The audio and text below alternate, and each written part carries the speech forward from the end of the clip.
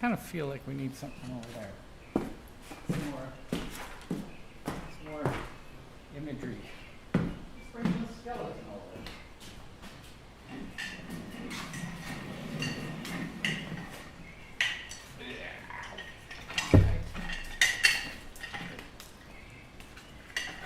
Stand up, buddy. There you go. Looking cool. Looking cool. That stuff's not really useful. Let's put this up. More decorations. Let's fill up all this chaos. There you go. Brand name, labeling. Test. Excellent. Whoa. 11 minutes till we begin.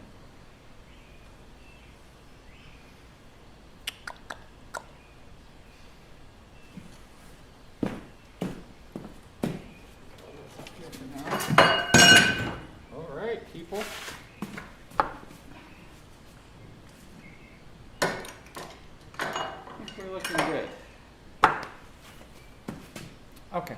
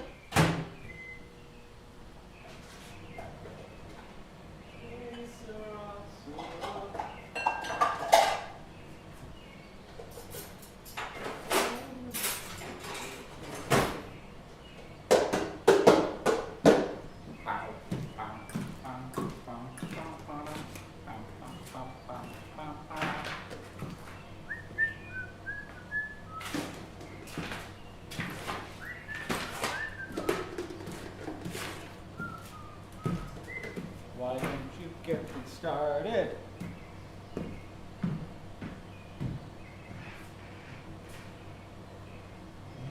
Sensational, inspirational.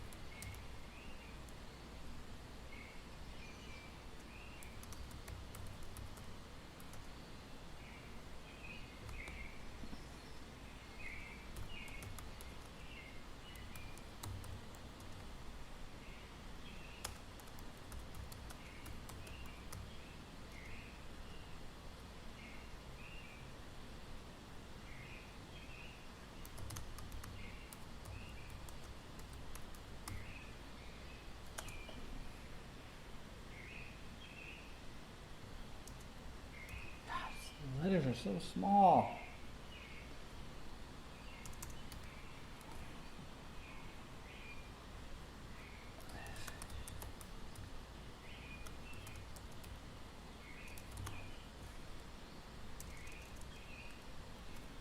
Shaboinga.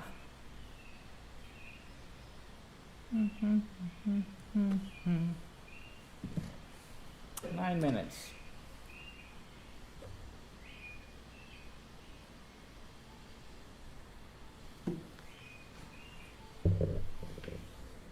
I'm going to keep my phone nearby in case there's any reason to text. Something's wrong with the screen. I'll check it.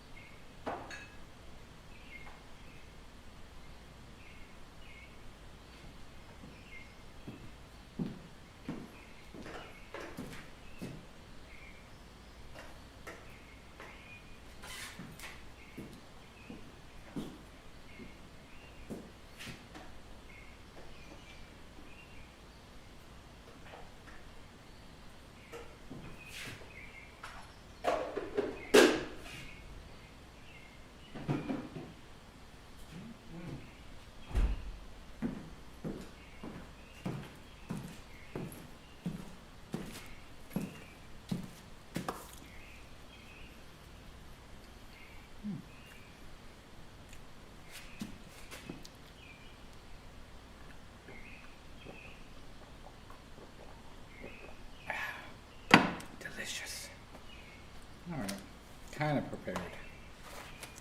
Just get a brush for that. For a block knuckle.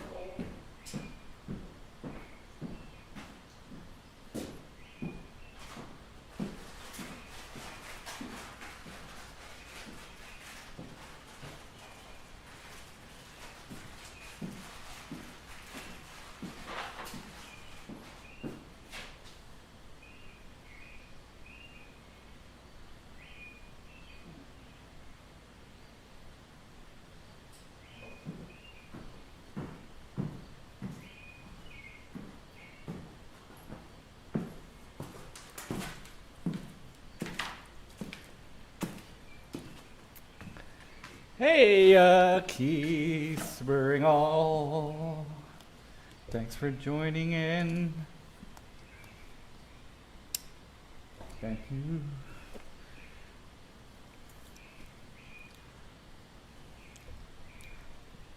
So I gotta put the music counter on here. I might skip it. Let's just see. Count down. Let's try it.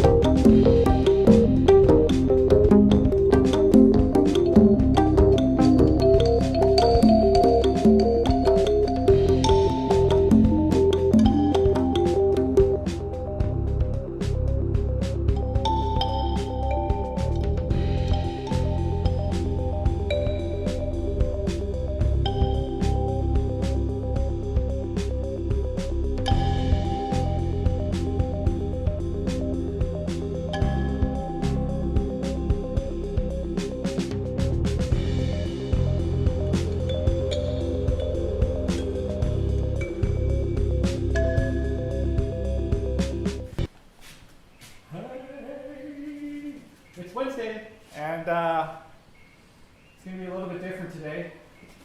So, welcome. Thanks for coming. Someone said to me last week that it's like having Bunny in your bedroom, or I guess your studio. So today we're going to be painting, and I don't know, it'll be like if I'm hanging out at your house.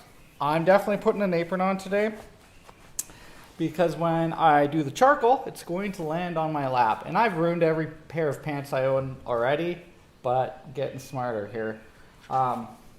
This is a setup.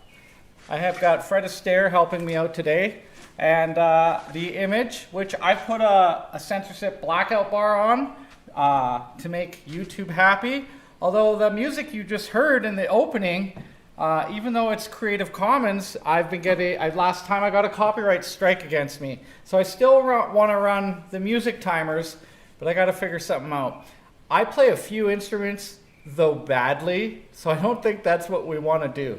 So if anyone's got some input, I might just buy a bunch of songs so that we can be entertained. But it's cool because you can see my setup. You know, today's going to be different too. We're not going to use the timer. We'll just take breaks whenever. Because we aren't working from a model, we're going to be working from our image. And I'm going to shoot down. I want to talk about a few things before we get started though. I hope you'll indulge me here. Yeah, we'll get to it. We'll get to the materials.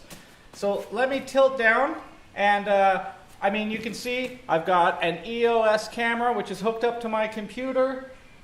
Pulled through, just in case you want to do this yourself, it's all professional looking. That's the camera capture window right up there. There's a slight delay within each window, and my computer gets screaming hot when I do this because I've got so many things running. Then it goes through a program called OBS, which is free, Open Broadcasting System, and that's where I have all the counters and stuff, and I can switch between channels. Plus, if you've got the proper setup, you can have multiple camera views at once. That's a little too tech for me just yet. Then that gets an address put in, and you hit start streaming, and it sends it to the YouTube. Actually, that reminds me, I should start recording. I've been recording these as backup because if I get a copyright strike or YouTube decides to take it down, I lose the 3 hours. So, and beside is just the Photoshop. The reason I have it open in Photoshop is so that I can have the blackout bar across the little areas. Well, you can't even say these words anymore.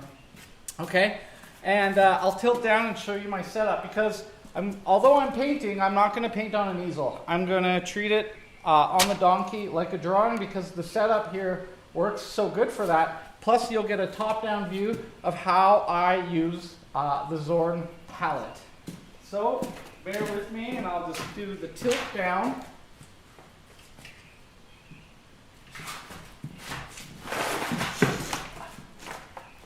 What you can't see is craziness. All right.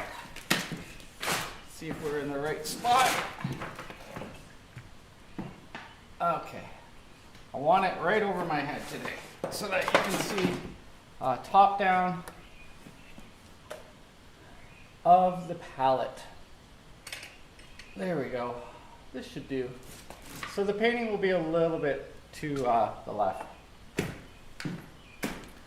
So last week, I'm not really sure where the internet got cut off.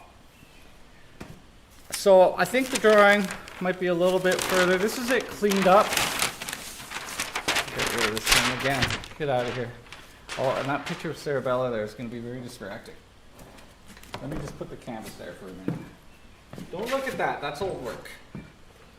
Okay. All right. So, this looks okay. Maybe a little further down. That way I'll put the painter's palette here. We'll just tilt like this. That looks all right in YouTube view. Okay. I sketched out a little bit more. I have area of feet. And what you want to do before you move on to the next thing is take some relative measurements off your model. I feel like maybe the neck looks a little bit too big here. I've outlined a few things to be darker or where about they're going. I can't really see that back foot. Let me just put in where I think it is. It's kind of there. It's very subtle. We're going to paint dark to light. So all of this stuff is dark. I don't need to define it too much more, I don't think. We don't actually want a shaded drawing. We want something that we can just have the line work from as we transfer it over. There's a lot of ways you can do the transfer. This paper is all ripped and ruined, so I'm not intending on keeping this as a drawing anyhow. So I'll use it to look at. I'll maybe tape it up on the wall. It's kind of a tonal study, but really it's just the shapes and forms as a map. Okay, a map, right? The light, shadow, halftones, shapes, pretty simple. So we need to get this onto the canvas. There's a few ways you can do it. My preferred method in this case is I'm going to charcoal the back and I'll trace over top of this. But if you liked your drawing, you might do well to put tracing paper on top and create another outline that you can transfer. It's newsprint, doesn't really matter. You can also use vellum underneath it, put oil on it and trace over this, and it will put oil onto your painting surface. You can use chalk as well, although you can't do fixative on chalk, you won't see it. So let's get to this part of the process. So today I'm just like, I'm not overly set up here actually. And the purpose is so you see me scramble or some of the mistakes I might make, or, you know, not being too set up.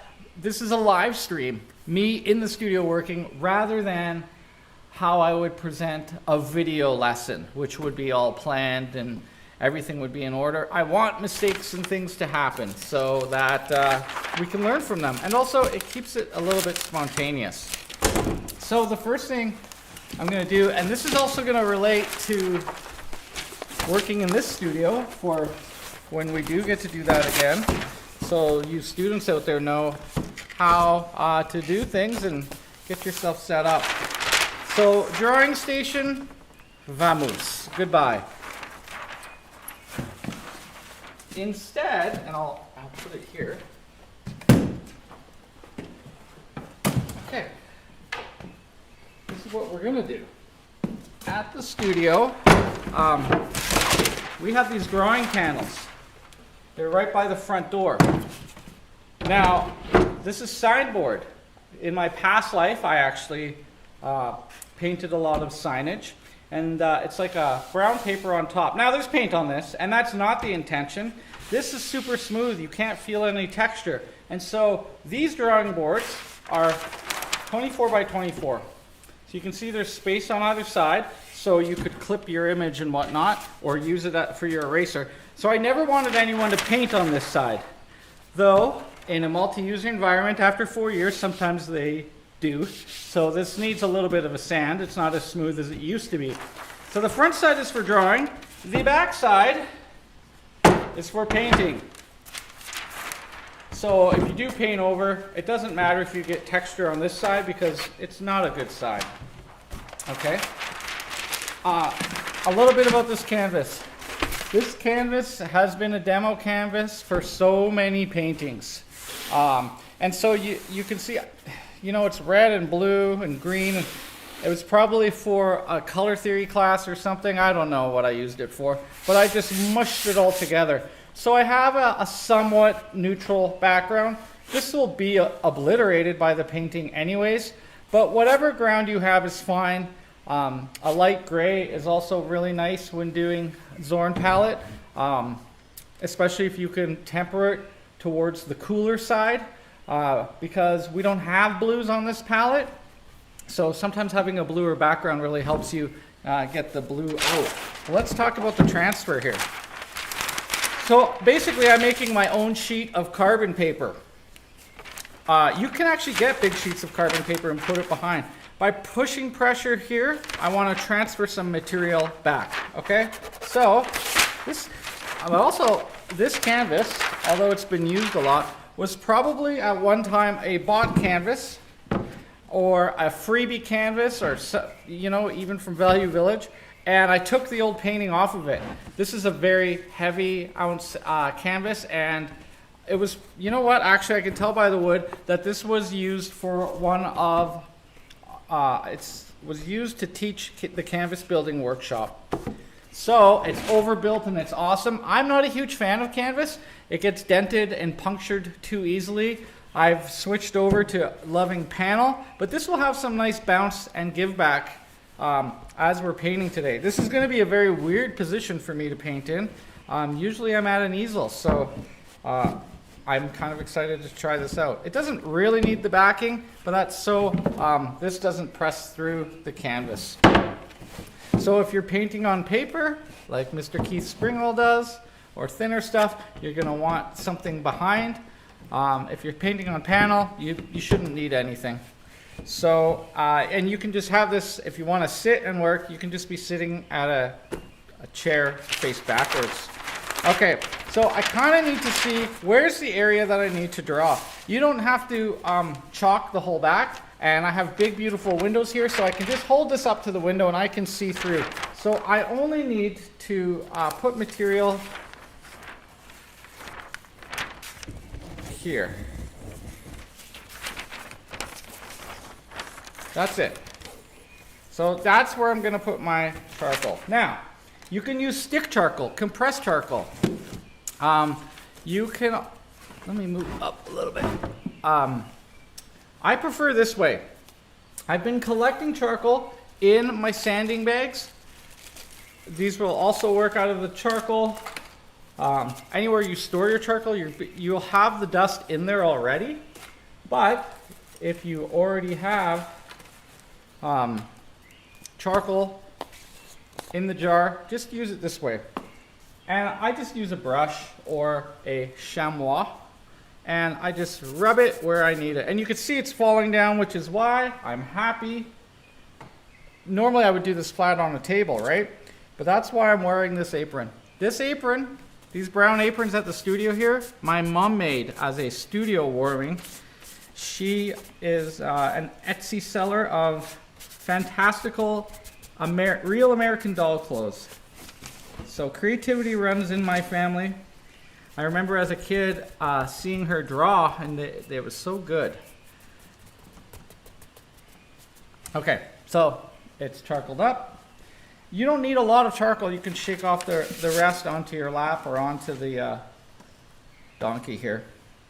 And I'm going to lid this up and get rid of it. I don't need it anymore. You can apply this with a brush. It doesn't have to be a chamois. Whatever works for you. Just another notation. If you are doing your sharpening sandpaper in a bag, all you have to do is dip a brush in here and get some of that free material. So don't go and buy this. In fact, it's hard to get the charcoal now in this form. And I noticed it being a lot harder to find because I swear people started using this charcoal as activated charcoal or whatever. This at the art store was maybe $9, but this would be, I don't know, $300 if it's a healthcare product. So you could use the stuff you're using on your teeth. It's even in my shampoo now. Charcoal's getting out of hand. And so you might not find it in that form at the art stores. Now this is already a dark ground. So chalk, white chalk might have been smart, but I want to show you the fixative spray part of this. So what's nice about this too is I can move her head down. I can figure out where I want it to go. If I just follow the paper and assume I did the best layout plan in terms of where I place this figure, then it should meet the canvas exactly. All the stuff here at the atelier has been designed with the idea that 18 by 24 is our standard size. You see, I thought about opening this school for 2 years. Like I had signed an agreement and I had a lot of time to travel to the other ateliers in the world and check out what they were doing. And I arrived at this idea because it's similar to my shoulder width and chest. Like, it feels reasonable to work at this size. Some of the other places work at this size, and I was able to cut all the wood. So here, 18 by 24 is what we're calling our standard size. You can get frames for it quite easily. So everything in this studio is kind of designed around that. Now, speaking of design, what we're going to do to transfer this off is I'm just going to use a ballpoint pen. Any stylus or pokey nib, I wouldn't use your pencil because the tips aren't strong enough. All we want is pressure here in order to press from this side through. There are those pens with the black, red, blue, and green, the 4-color clickers. I love those ones because if you have to trace over, you can see where your last line is. Or if you need to trace make 4 tracings out of this one piece of paper because you're doing different paintings. As a teacher, I find that I might have to transfer a few things, like I might do one as a grisaille, I might do one with Zorn, I might do one full color. And so I'm using it multiple times, and by having multiple colors, I can see where the line is that I've gone before. So there are a few areas that I had to change when I measured up. I had her legs not quite in the right place, and I pointed out the shoulder more.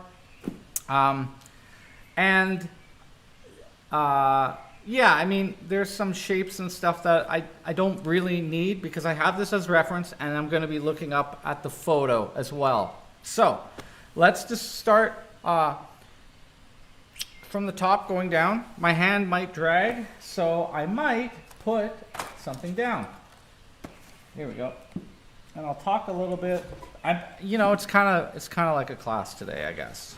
More so, it's like bunnies at your house, and we're talking. So just go over your drawing. Now, if you know you're painting or painting from life, this is only one way to do it, right? Like, the study first is great. Now, I just want to have a look. I'm not sure if the camera picks it up, but the line is there. You can see it's missing on this side. So it's just transferring the charcoal over. Right? Simple enough. It's not an exact science.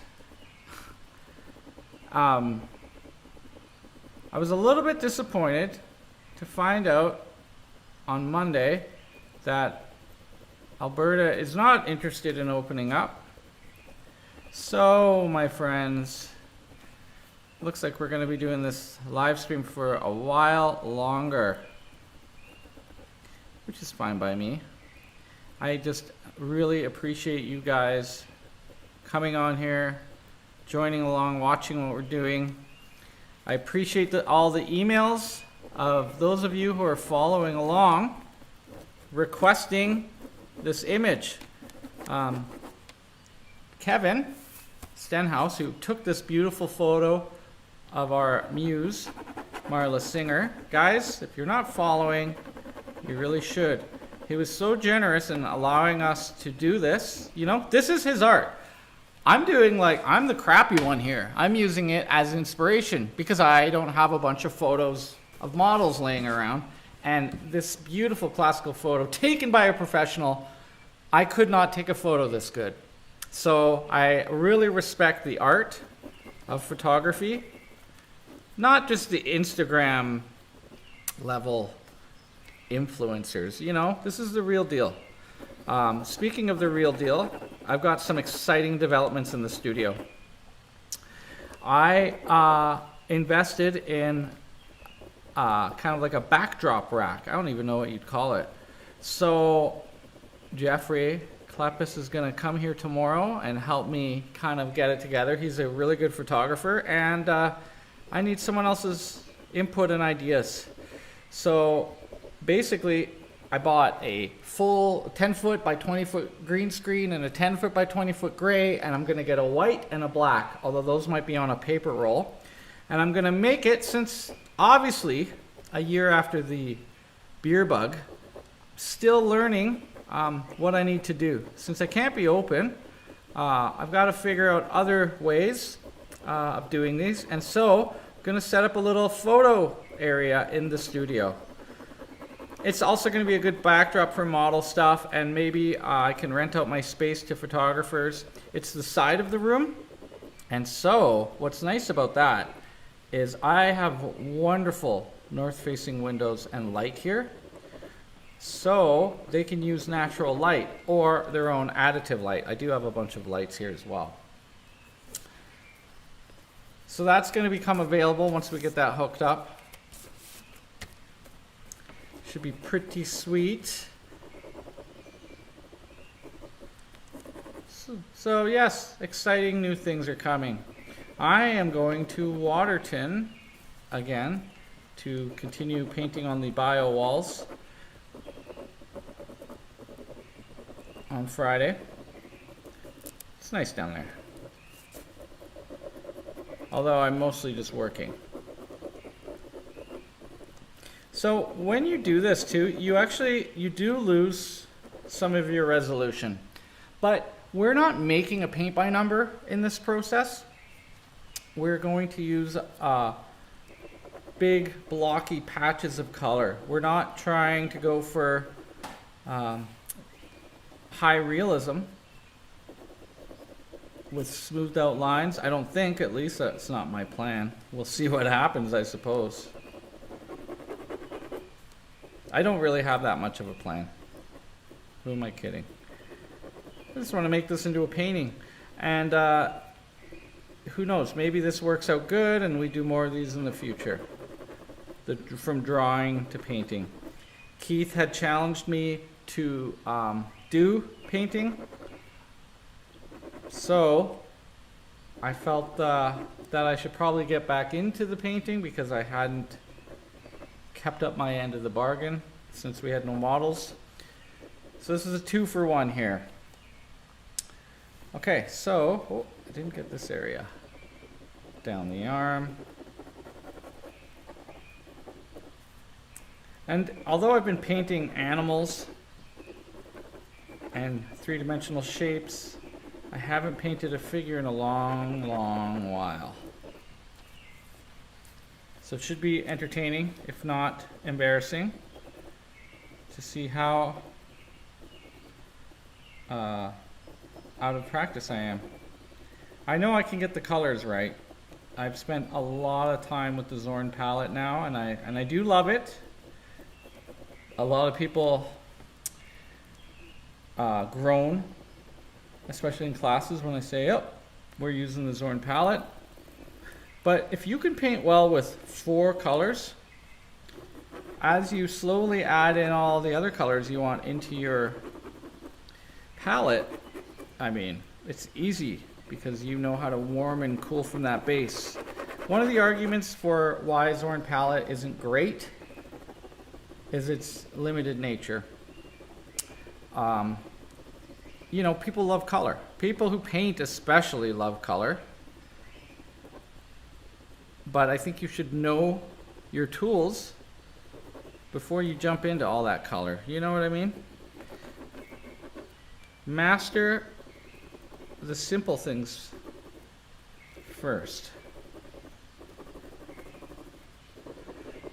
Even if I miss an area, because these are just shapes, it's okay, because you'll be able to find them later. I can see, I don't know if the camera picks it up, but I can see where I've drawn, because this black, from where I'm seated, looks red to me. And there's a reflection from the window, from my angle. Which reminds me, I actually don't even have the light on right now. I put an overhead light above me when I draw, and I totally forgot to turn it on. I'll turn it on after I get these shapes drawn down, and maybe that will punch up the image for you guys at home. If anyone's following along, this is just the tracing part. The work was done last week. I did repairs. I think I spent probably another sitting, like 20 minutes, just getting the drawing a little bit better where I want it. It's more simplified actually. And I don't know when the stream cut out. I didn't go back and watch it. Sorry. I don't want to hear my own voice. or else I won't do these anymore. You know when you hear your own voice recorded, it's like, yeah. Okay, there's the foot. You can see the toe. Ah, this is enough. Enough information. We'll let the painting cover all that. Okay, I think I got most of it here. Man, did I ever make that angular. Let's just keep it taped in place and gently lift it. And let's see. Looks like it's all there. So I'm committed. I'll take it off. This is the back. This is all the lines I made. Just the decisions were whether or not it was a shadow or an outline, like areas of high contrast. Your core and cast shadow. It's like the first two sittings of drawing is actually all the information that you need. But we made the drawing to the full extent of actually putting in the shading. But really, you just need to kind of key in what you need. Okay, so I'm going to stick this up so that I can refer to it. Because even though I'm dealing with color, I still want to keep the integrity of the piece. Put it right here. Maybe I'll put it right here. All right. You couldn't see where I went, so it doesn't even matter. All right. So, oh my God, I am missing this part of the knee. So I'm just going to get a little piece of charcoal and just draw it in.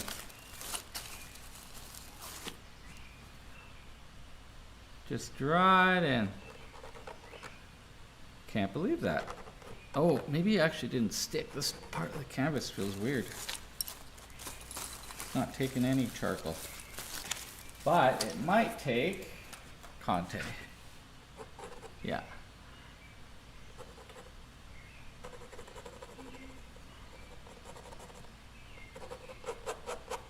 Okay, good enough. I don't know how much of that you guys can see. I'm going to turn on the overhead light because it's getting dark out. All right. I just got to step up here. Ooh. And I hit the camera down.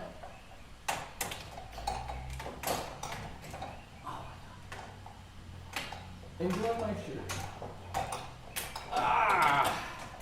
Woohoo! That's bright. Holy lick. Okay, maybe you can see it better now.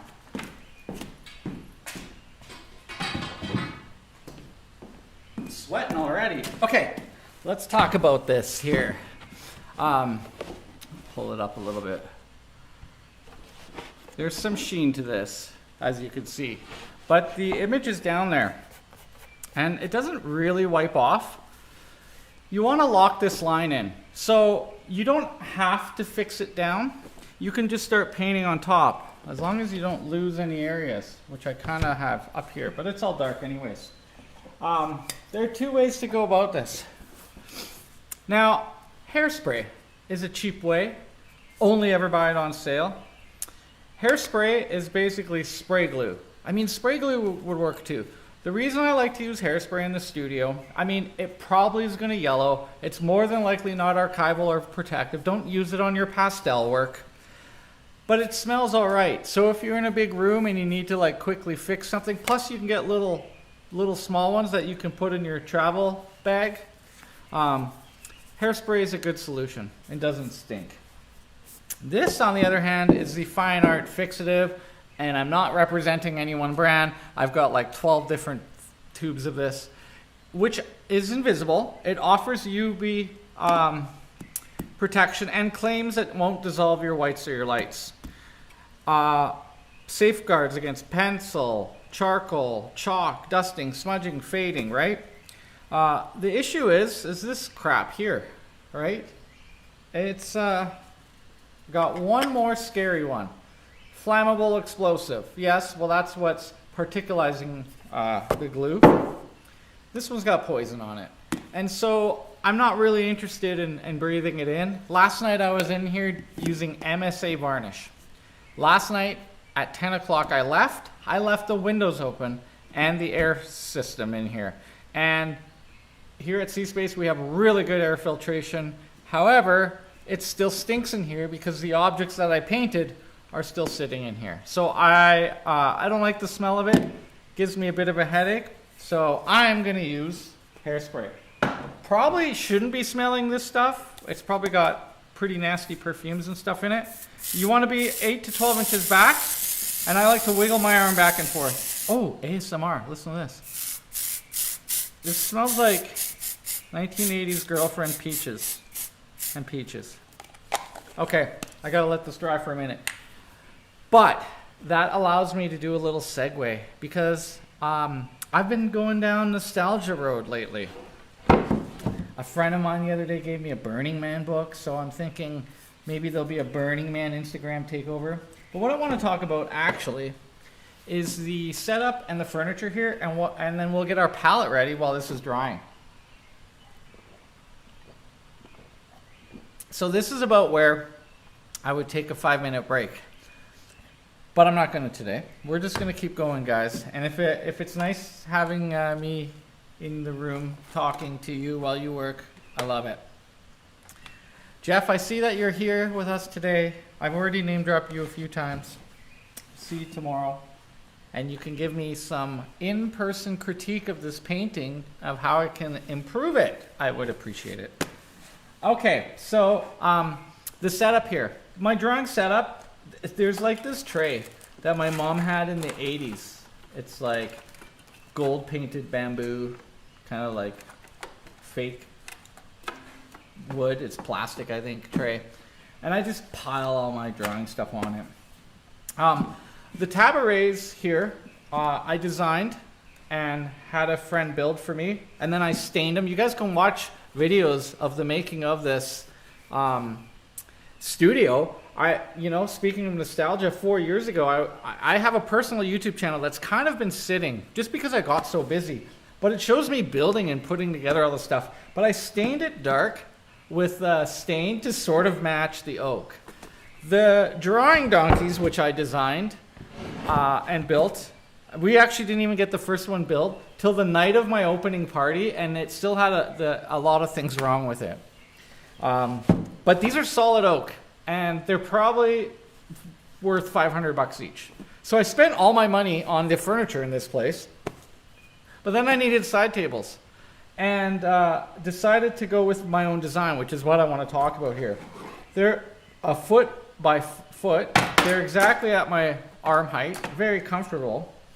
And what I designed them for, I'm going to show you by changing the camera view a little bit. We'll just pull back.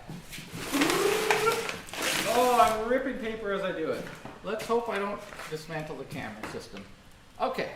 Oh, sorry guys that I'm jerky here. Okay, so we see everything. You can still hear me, I hope. Okay, the tabourets. Look at this. Look at this. So they fit on the bottom your water bottle. They fit the height of the frizzies. They fit the height of a Kleenex box. They fit the height of the paper towel. They fit the height of the mason jar full of brushes. So I keep my brushes I'm not using at the bottom. My extra paper towel roll. Heck, we'll even put Kleenex or whatever else there. A lot of people they have their Swell water bottles and stuff. So I designed the height of the bottom one to fit the things you don't need as often. Next step, we'll move this one and we'll put it over here. Next step up, which is at the height of the drawing table, which is where I put my solvent. And the reason why I designed it this way, you can sit brushes in, they'll sit up and under, is because I have the habit from the past, I used to just use a jar of, so this is kind of where you want to put all your wetness and your toxic stuff. So this is actually where some of my paint colors are sitting. I also have my cut blue paper, and this is 1/4 of the roll.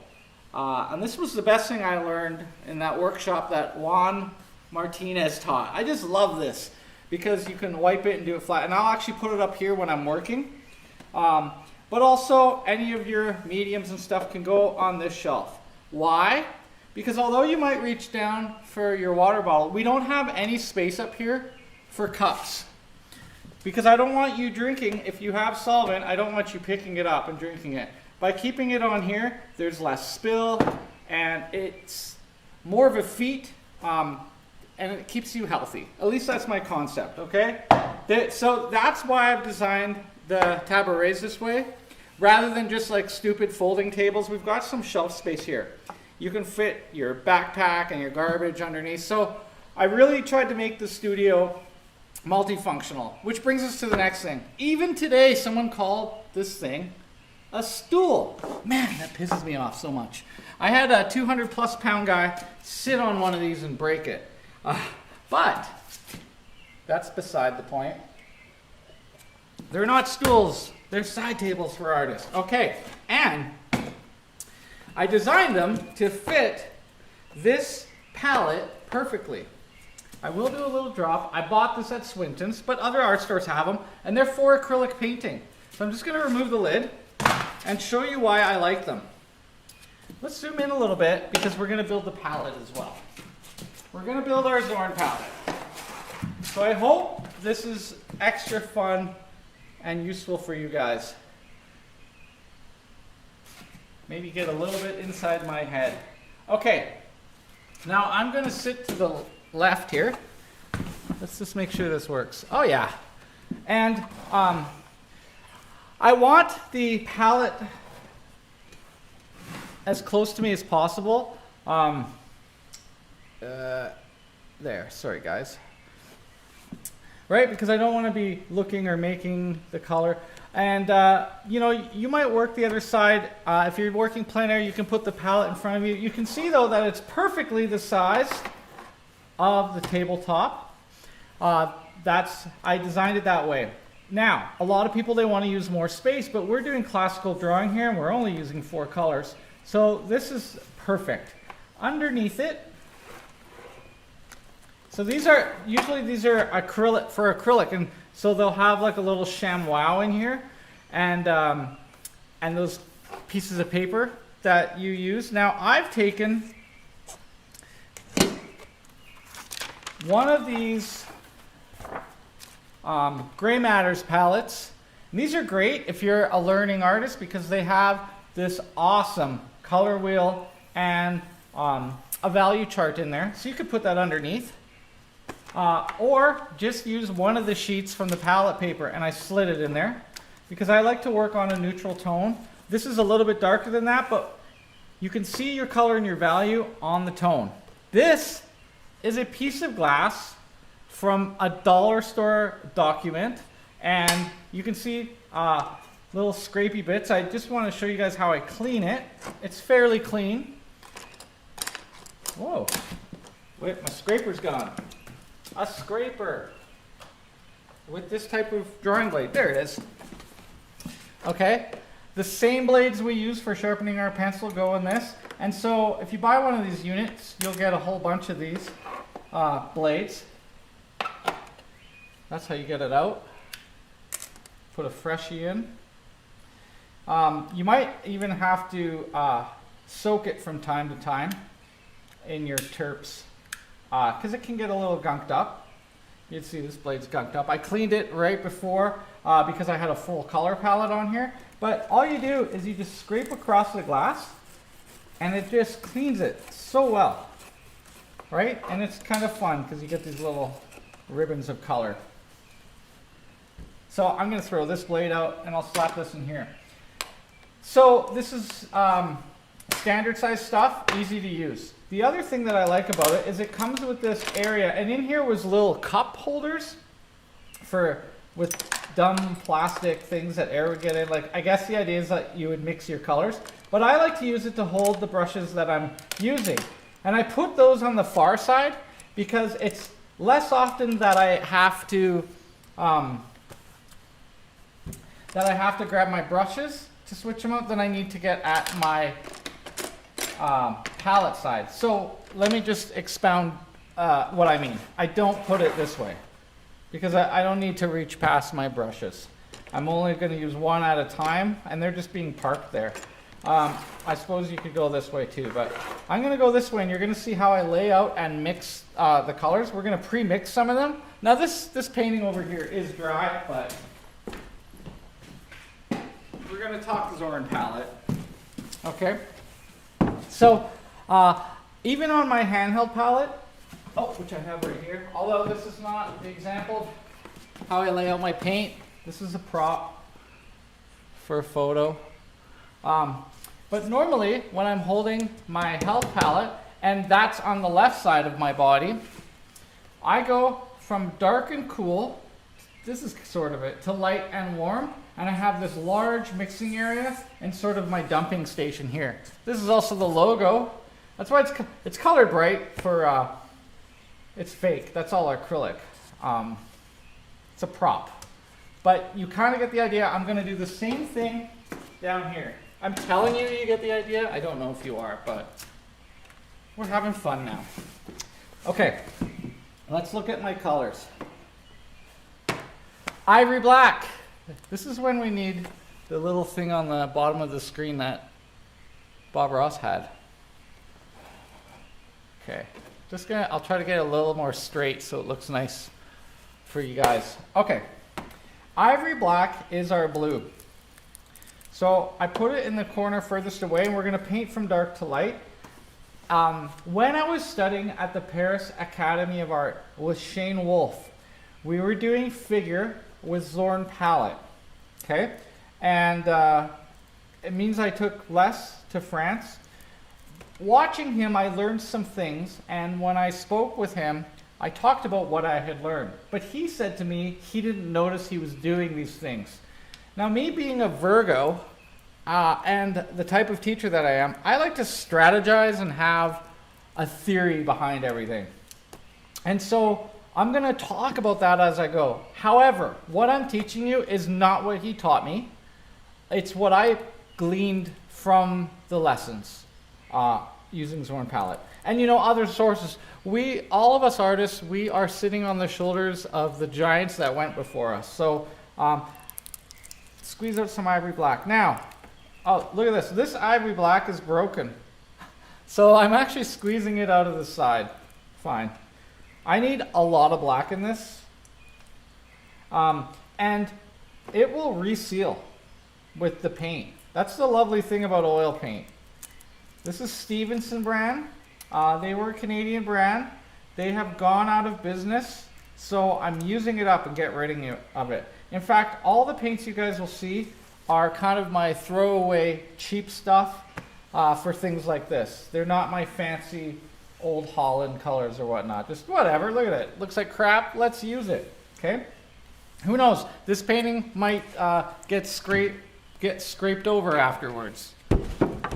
Or if someone wants to buy it, hint, hint. The next color that I use is Cad Red Light. And cadmium, as you guys might know, is not the safest. It's a carcinogen, more so to the environment than ourselves. And so I'm trying to use this up. This is also a water mixable oil. I don't know why I have it. I'm going to mix it in here because you can mix water mixable oil with regular oil. Now, when I put the red, I'm going to do kind of a half circle because I want to do some of the reds into the blacks and some of the reds into our next color here. So if I just put it in one big pile, I'll start to lose the vibrance of my color. Okay? You'll see what I mean when I start making a few preliminary colors. Now, if you want to cheat, and you want, if your model, in our case, she is cooling off towards the legs, I would say that you could either add ultramarine blue over here to your black or over here as a cooling off area, or a slight bit of alizarin crimson. I'm going to put it down so that I at least have the option. However, this is now not Zorn palette, okay? We're going to leave it there because it's a talking point. Like her knees and knuckles could use more of this cool cherryish red than this vibrant vermilion / orangey red, okay? So that's a cheater move already. Next color. Look at this. Yellow ochre. Regular price, $55.55. Those who know me know I get excited about anything on sale. I use the Flip app only for shopping, and in the last few years, I don't buy things not on sale. As an artist, you gotta be thrifty. So it's not that I'm cheap, ladies. I'll take you out for a good dinner. But I got this for $27. Here's the other thing. This is yellow ochre pale. This is Winsor Newton artist quality. So I got my cheap, crappy paint, some Canadian brand, and the reason I'm using this one is actually the color. Yellow ochre is PY42 and PY43. That's its pigment yellow, where it's coming from. This one looks more golden than like baby poo. If you take my color theory class, you'll know what I talk about, but I'm very selective. There's a lot of skin, so I need quite a bit of yellow. And you don't have to do this one in a big line because it's going to be pulled into the center mixing area here. Okay, so let's get our very last color. Now, so this is really cheap. So all my paint on here is like 50 cents right now. Finally, I've got this broken tube that was donated to me of titanium white. I would use Cremants or, oh, it's coming out. And you need a lot of white. Now, this is something I came up with. This is a Batista original, guys. And I'm telling you, it's worth every penny. If you're using white, don't squeeze it out in a line. Don't squeeze it out in a pile. Squeeze it out in a W. And then you will keep your white, or even go further. You will keep all your whites clean that you need to, because every time you grab it from the end of one of these lines. I'm saying that this is worth the price of one of my classes, the price of admission, this little technique. I am proud because I made this one up. But you're not paying anything, so I'm giving this stuff away. Thanks for joining me. Any of your end whites too, use those. I don't want to use lead white or whatever. I'm not using a mixing cup, but I will put down a little bit of liquid. This is going to be maybe a 2-part painting, I don't know. Because I'm only working till 9 and I'm not using the timer today. I'm just going to put a little bit of liquid down. And I like the really runny stuff, so this allows me to draw in or lock in my line in the beginning. All right, now I've got some brushes and I've got my other favorite tool, the palette knife. I'm putting some of these paper towels on my leg. Let me zoom out a little bit. Because you need to keep it clean in between, which is also an original saying that I use. When I mix the colors, I don't want to adulterate it with other colors. We're going to start with our darks. This is a whole Zorn class right now. Those of you who are smart enough to watch, we're not working on an image yet, but what I teach in my classes is that I like to spend about a half an hour preparing my palette. Now that would be a full palette. This Zorn palette is going to take about 5 minutes. We're going to go from dark to light. And I look at the model picture and I determine which colors I need most of. I always make a burnt umber first. You also want a very flexible palette knife. Sometimes if a palette knife doesn't have this much flex, I've taken a grinder to it. But this one's a good one. And it's a cheap one. Chi-Son. Probably got it on sale. If you get the kind of guy that I am right now. I like to go to the sale pile and buy colors I don't even need because they're on sale. All right, so I take the black first. Now, we're going to go around as well. So with the black, just smooth it out. It's a little bit tar-like and a little bit sticky. So I'm going to wipe it, keep it clean in between. Before I grab the red that I'm going to add to it, you catch my drift, right? If you keep it clean and orderly, this is the opposite of, I think, how a lot of artists think. So look, I've got 4 or 5 parts black, 1 part red. Let's go a little bit more red, and I mix them together. Now, your mixture is going to be determined off your brand I haven't done this in a little while, so I think I need more red. So if you mix them more black than red, you kind of get a purple color. But I need to warm this up. I have a lot of black in the painting, but I also have, wiping it. You might think this is wasting paint, but trust me, you'll waste more if you keep it dirty. So I'm trying to get a burnt umber, and I have it right about there. I'm not 100% certain if the camera picks it up, but that is a beautiful chocolatey brown that I have. Okay, so this becomes one of my bases, and I'm not giving you a recipe because I don't know what it is. Let's get a little bit more red out.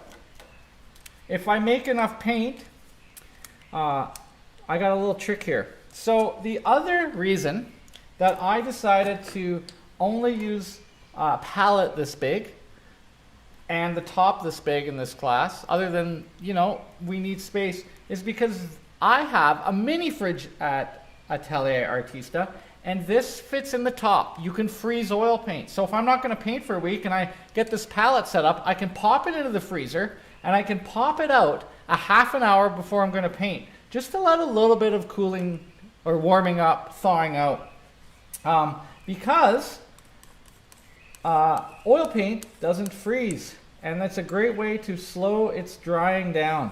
So this is still a little too purpley for me because I mixed more black in. That's why I put out more red. You know, if you have never worked a Zorn palette before, this is going to be a really good exercise for you. Now, we use the bottom of the palette knife to do things. We don't want to be getting any on the top because it's hard to get off. So I'm just going to wipe the palette knife once again. I'm keeping my red very clean here. I'm going to grab some more red. I'm going to pop it in.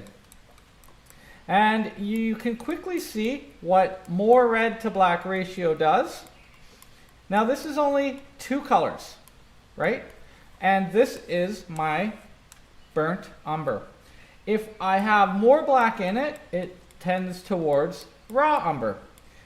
This is the color I would stain my canvas with and draw lines with if I'm doing kind of traditional Italian style e prematura. Okay, so I got a nice palette and it's creamy and smooth. I can grab, by wiping, some of my dryer and add it to this paint pile if I want, because I know I'm going to use this much. In your learning process, you're going to have to figure out how much to make here. You know what, guys? I feel most comfortable just naturally talking and teaching. I'm having fun right now and I'm just mixing color. When the paper towel gets more full than this, I just flip it over. We'll just go like that. And now I have another clean surface. And you'll see that your hands don't really get dirty working this way. So this is Virgo power. I was going to write a book about this stuff. This is the kind of neat freak stuff that I like to do. You can also stick it on the edge and use it here too. Okay, so now I have my pure red, pure black. As I go this direction, I'm going to add more yellow to it. So let's just make a little pile right here.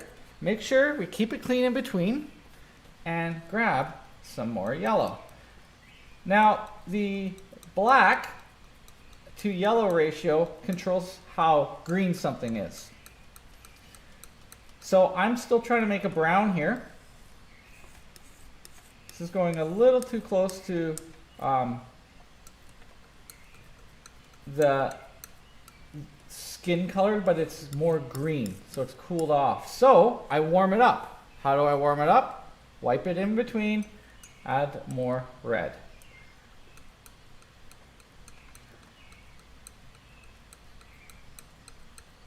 So I have a juicy, almost burnt sienna. Still a little too yellow. Let's grab some here. There's our burnt sienna.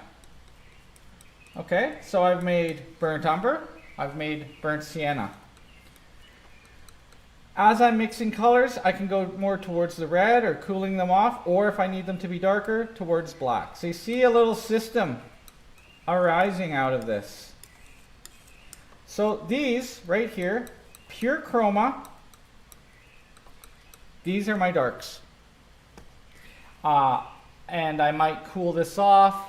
So I have my background colors, my cast and core shadow, and my reflected light. That's it. Okay. The next major color, I need to wipe clean. Keep it clean in between, folks. Close it again. I'm almost done this one. Okay. Now, my darkest light flesh tone. And with Zord palette, this is how you make your flesh. So I'm going to take equal red and yellow. You tend to need more yellow than red. It's a much weaker tinting strength. This is full chroma, this is not. So this would be for very, very pink skin. I'm just going to start putting in more yellow. Now, everything that I've done, 1 color, 2 colors, 3 colors, this will be 4. So I make my base, and I need to test it out. And I'm going to need quite a lot of this, so that pile might not even be big enough. I can always go back to my sources. Okay? So this is like Barbie skin right now, right? So what we need to do, 2 colors. 3 colors is grab a little bit of black. And I'm saying keep it clean in between, but I'm just going to cheat because I can ruin the black. The black's still going to look black. And just tamp it out a little bit. A little bit of black, which will act like our blue. Whoa, I said a little bit of black. Don't worry. This isn't my first rodeo. Okay, maybe that was too much black. We're in our green browns here. But you can see I'm making steps. So, just make my other pile right here. So that's the cooling off towards the shadow color as we go over here. Whoops. And might need some more red. We'll see. And this is our pinky skin. It has to have a little bit of black in it to cool it off. So this is my darkest light. She's more pink. So I'm going to put the cooler red in here for now. So these colors here get blended with something, but they aren't the color that I would use. We need to add white. So sometimes I'll just take a little bit of white off the corner and just see what happens to the color if it's what I want. She's quite cool on here, so I think I'm okay. I might be leaning a little too far towards the yellow. So more red, more red. There we go. So I've got almost everything I need to get started here. So she's a lot more pink now, you can see that. And then I have this whole area to work in. There's one last color that I would add in to this whole mix. Let's just see. So as some areas of the body are more yellow, some areas will be more pink. So I'll add red to that. I think we're good. So that's all I would do. That's a lot of pre-mixing. Lots of varieties dancing around here. So just wipe it off. The last color is I would take yellow and I would mix it into this black to make a dull green. Where I would use that is on the front of the box that she's on.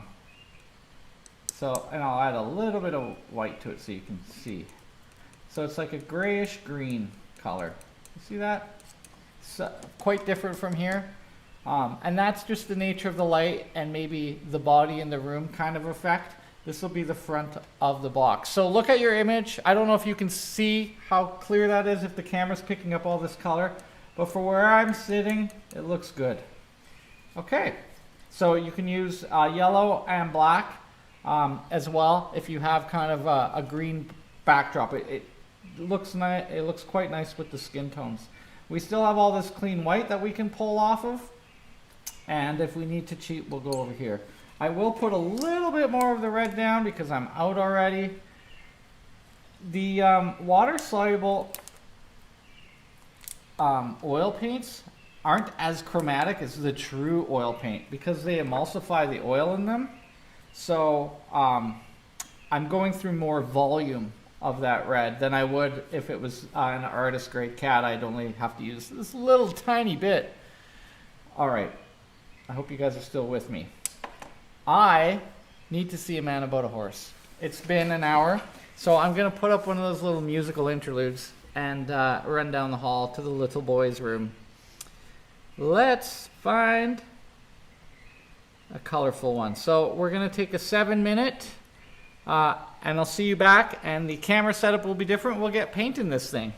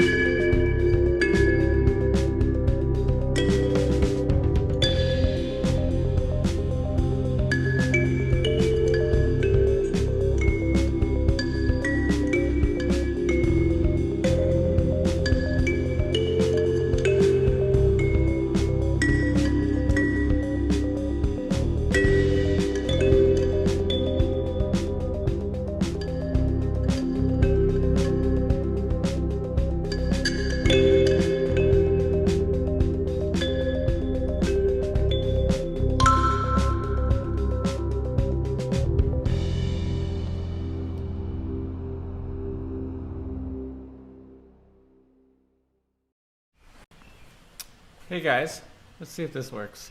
Ah, there I am. Haha! Man, that mirror is dirty. Okay, so clearly we have a new setup. What? Does it make my head look bigger? Could be very distracted with this. Anyways, let's get going. This is going to be a little weird for me because I normally don't sit to paint like this.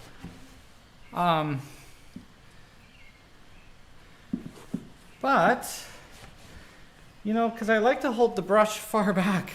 So maybe this week we'll do it seated to block it in. And if there's any more work that needs to be done, and I do this again, we could look at the difference of how the easel works. I just thought this would be really nice because you can see the canvas. If I wasn't working on canvas, I would clip this board, but I don't want to puncture or put any pressure on this surface. I'm sure there's other ways we can hook it up, but there's a groove down here, so that's what's going to hold the painting in place. Plus, then I'll put it on my knee. I can't do that. It's shining me right in the eyeballs. That sheen, as you can see, that's what I'm seeing. Not very pleasant, so gotta go this way. So backgrounds can be painted last, but sometimes you need them to see the edge. My darkest color would be that black. Got a little bit of a hiccup. I just drank a bunch of iced tea. Can put these guys here. I have one in front of me too. Gotta keep it clean, guys. Keep it clean. All right. I hope this thing's focused. I might alter because I see I'm bending down. A little bit about brushes. I'm going to use a ratty beat up. This is rosemary ivory filbert. It's been used for many years, but I can cut nice hard edges with it because it's so damaged. Okay. I like to use at first flats, but all I have with me today is a pointy one for the lines.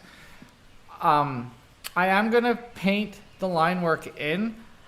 I wouldn't normally do that, except it will show up better on camera, and so I have the small rosemary brush for that. But also to teach you sort of the methodology if you're doing a more long-term paint. So I'm grabbing, this is gonna be weird. I actually don't think I'm gonna be very good at talking while painting, but we'll try. I actually don't even listen to music when I paint. It's such a focused practice for me. So I'm just working with my liquid and getting a little bit thicker than ink texture to the burnt umber. And I'm going to use my pinky on the canvas to press off, and I'm just going to find some kind of lined area, and I'm just going to draw a little bit, just locking in this line essentially. So you can just paint the colors in the places that you want, but if you were doing a multi-session painting, you could treat this also like grisaille. This is going to give you a chance to tighten up some things and do some corrections. I don't know if you guys can see that. So it's a little bit like drawing right now. So just using the tip, skimming it along, and getting the drawing part down there. Because this is also going to be an intense core shadow, I can follow my plan. Oh, I should have photographed this first for the Instagram. Okay, guys, sorry, mid-work. You guys can hear me out there?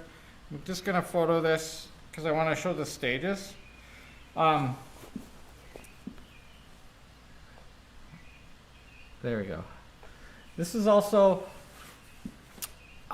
more illustrative, but I'm going to try to meet my colors up to these areas. While I'm doing this, I'm also able to look at the original drawing just to see how close I'm getting, if I need to alter anything. Because forms are going to shift and move, and we're not doing this like a plein air painting or a alla prima painting.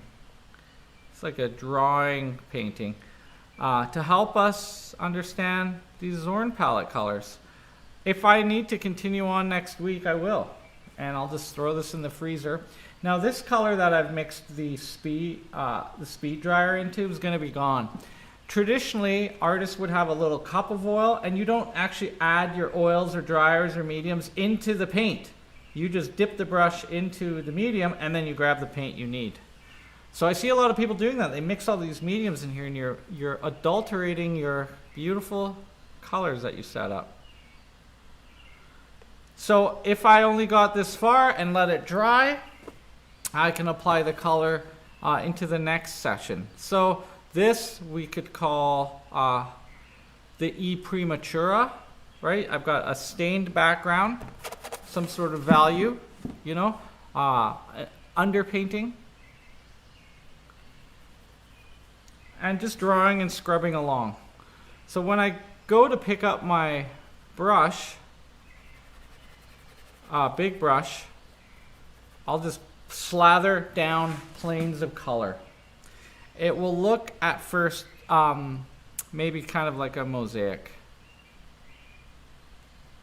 But first we'll get this drawing in so you can see more clearly.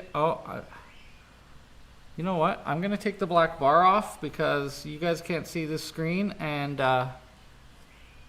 YouTube can't stop me right now. They might try. It's going to have a very hard time. Which reminds me, I'm just going to also check my computer. I have not enough gigs on this computer, so I want to be sure I'm not just going to lose everything here. Storage. Oh, I've got 28 gigs. I'm okay. Glad I thought of that though. Because, you know, we have so many technical problems all the time with this YouTube channel. I don't want it to cack out again. I can't believe that last week. Yeah, the whole building. I did receive an email, but I didn't think it was going to affect me. I thought if they're sending out an email, I kind of thought it was in the daytime that they were going to do the maintenance, because that's usually when the IT guys are here. But nope, 8 at night. Not in the day.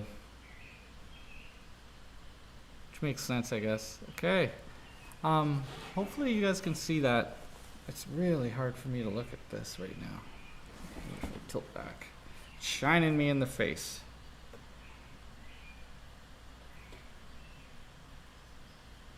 So these lines are essentially in drawing what we call the lay-in. It's a shadow mapping that we do.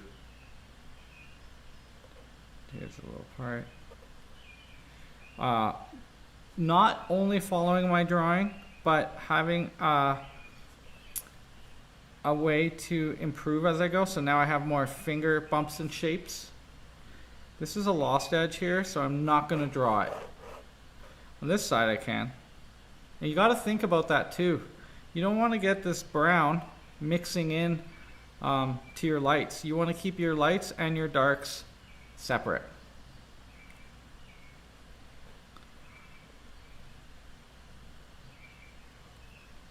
But this will kind of give me areas to butt up against. So I'm drawing on the outside of the form as well. So even when you're drawing with a pencil, you should really think about, where do you perceive the line being? Can't really see any of this. Is it on the outside or inside of where you're drawing? All of this is going to be lost, so I'm not going to spend too much time. And then when things are more faded, I actually press rather than having the tip, the point going down, I actually press the side of the brush. And you can see I get a gradation, just naturally. It's kind of like a painting notation. That will be black, so I don't need to fill it in. If you were doing an underpainting, you would fill all this in, but we're just doing like, I don't know, it's kind of like an under drawing today. And this isn't how I always work, right? Like, you gotta find a way and stick to it. But this is still a little bit of play. And we're trying it out for the old YouTube. Boob tube. Yoobdoob. Hoobdoob? YouTube. Doob what? Remind me of the man. What man? The man with the power. What power? The power of voodoo. Hoodoo, you do. Do what? Remind me of the man. I think I'm losing it already. Okay. Just keep it real, keep it going. Have some fun. I'm gonna change the shape a little bit.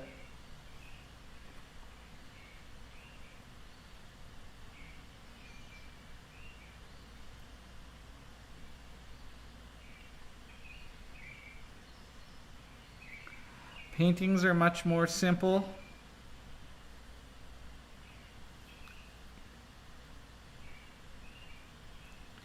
In the beginning. So there's some stuff that's going on here. Like I said, we're not just trying to color in a drawing. That really will take the life out of your painting. I mean, it's one way to do it, but you know, you could draw in charcoal first. So if you weren't doing this transfer method, you know, I would use this exact same method when doing a master copy. You know, print it out and trace it, because with painting, I don't feel as much that that's cheating, right?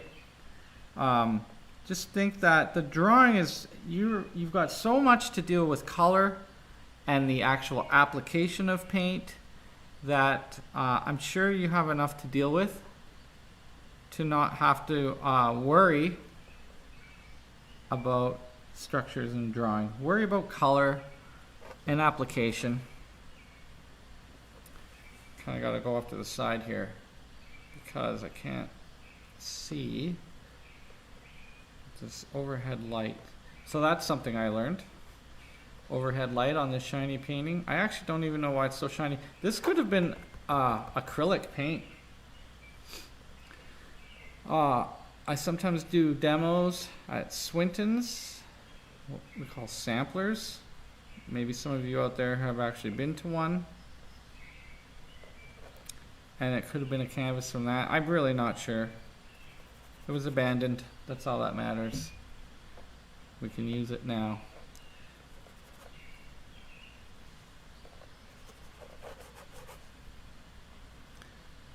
So, little shapes, picking them out.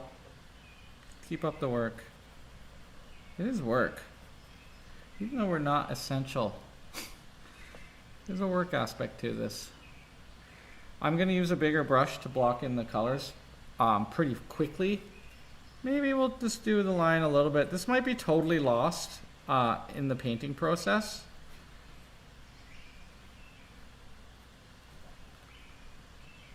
I'm almost done with my brown. Now, the hands. Oh, yeah, yeah.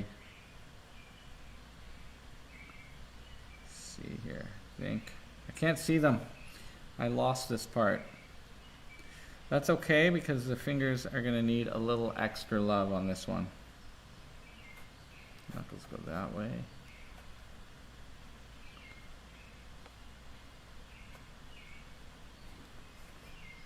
Jeez. Lost the thumb there too. Somewhere around here. You can push paint around. I like to think of drawing like cutting away, like carving. Carve away shapes. We're carving away right now. And painting is more like clay, like building it up, smushing layers on. There's some sort of line there.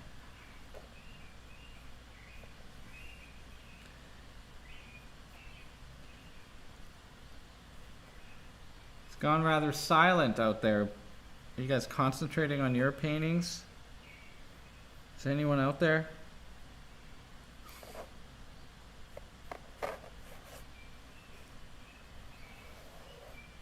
All right. I'm just grateful anyone watches these. Because I know it's your time, your focus, my voice. I appreciate it. appreciate anyone who cares enough to support and love what I like doing. It's a nerd thing, for sure. So let's see if I can see this side. I'm losing some detail here. That's all part of it, you know?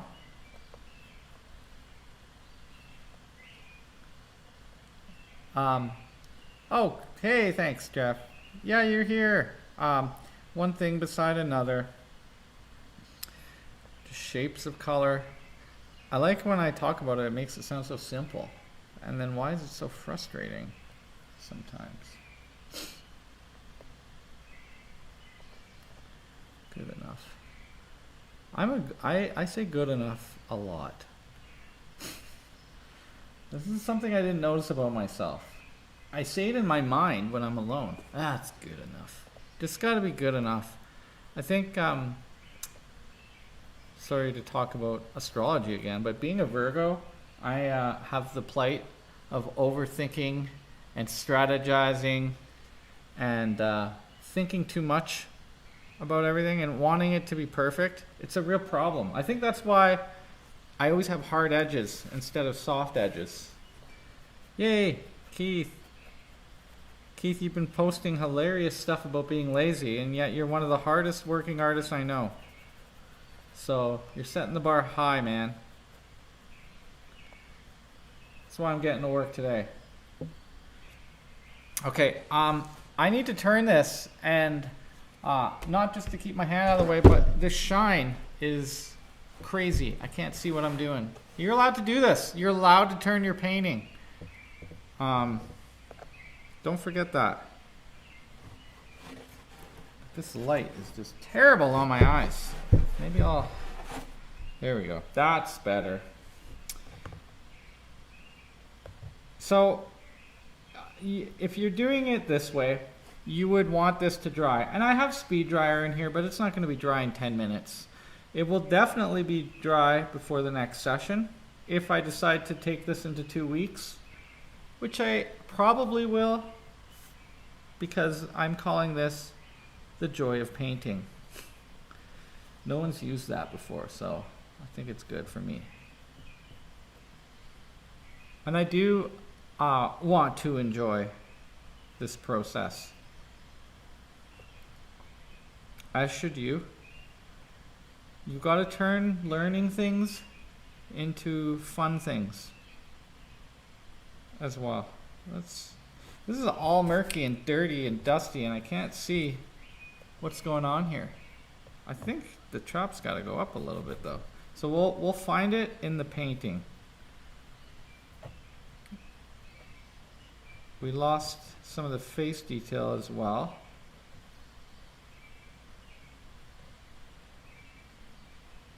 As long as we get the general area and sense, this will be small brush stuff in the end.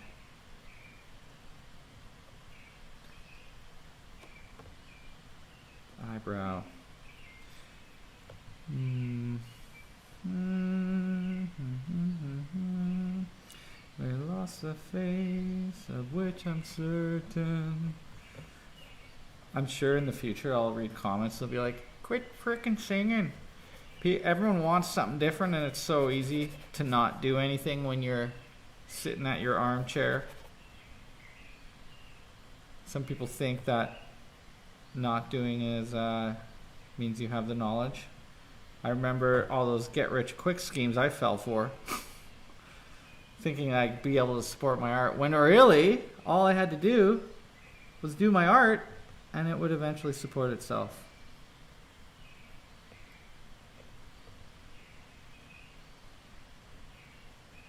Living the dream, boys. Alright, I think that's enough drawing with the brown. Alright, so we drew. Right? Can you see? Maybe I'll take a picture of this. This is good enough. There's no painterly brush strokes here. Right? I'm kind of just drawing. I'm pushing the front in. I'm leaving some lost edges. I don't know. It's good enough, right? So I just, where did I put that phone? Oh, The apron's got a pocket. I'm gonna just take a little photo for the old Instagram. And then we'll move on. So I'm going to start with the darks.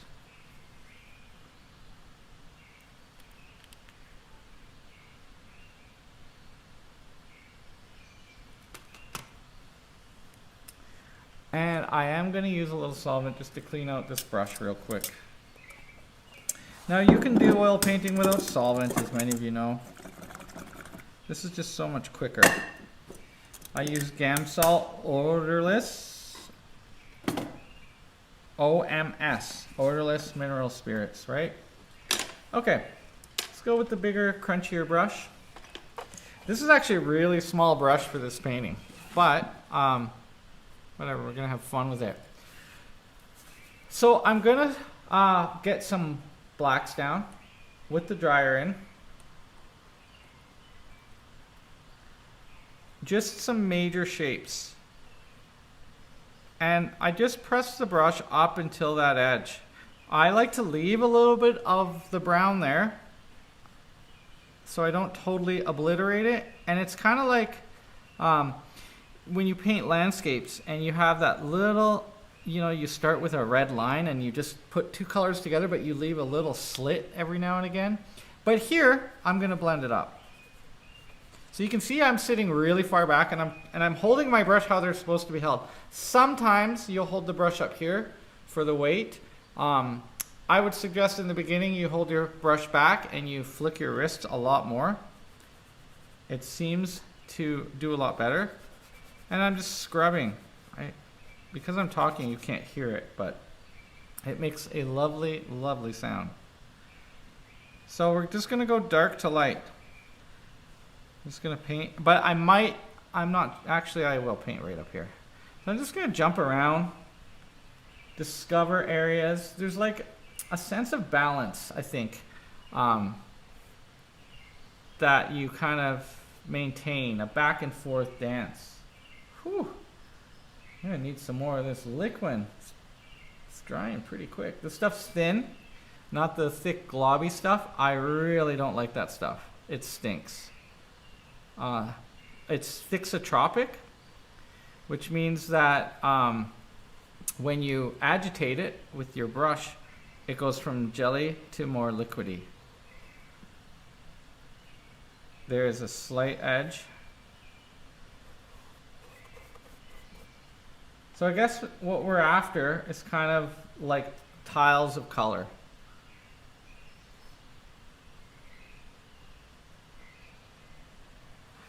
In fact, now that I see this gray greenish tone, there are areas that I'll be able to leave this background to shine through because it's actually pretty darn good. Once I put the black here, I start to notice like you've got to have some sort of measure of value. I don't have to fill the whole background in. That's enough to show me what's light and what's dark, what family I should be in. We'll stick a little bit. There's under her chin, there is this greenish reflection from the shoulder that will draw on top of this after. Lights go on top of darks. And just a little bit above the hairline. And the reason I'm putting that on because the lights will sit on top, right? The hair needs to be painted on top of something. There's even some red in here that I might be able to maintain by not over painting. Those are like the sweet spots. It's like, yes. Okay.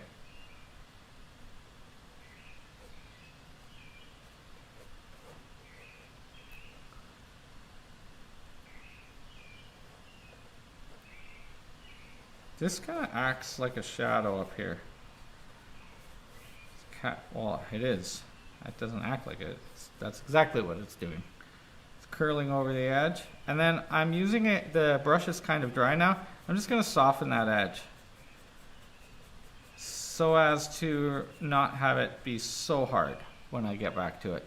There's a slight line where her toe is. And this side of the box will be dark too. But I might just grab a little bit of the greenness to it. But it doesn't have to be totally painted in either. We got to leave some room for the viewer's imagination to fill in what they think they see. You know, like lost edges. That's something that took me a long time to learn, not to have every single thing done to equal amounts. Like the painterly stuff happens over here. And another way that I paint, you actually thin all your paint and apply it at first so that it's really see-through, but there, and then you pile more paint on top of that. But here we're putting it on fairly thick, but with the fast dryer. I don't need texture in a background, I want it to sit back, but you do want thicker paint on things that are closer. That helps bring them more forward. So as I go down here, I'm gonna bring a little bit of the background into the body, into the knee. So I've got hard edges here and high contrast where the light is catching. Sometimes I switch to my opposite hand. You can also turn your canvas for this part.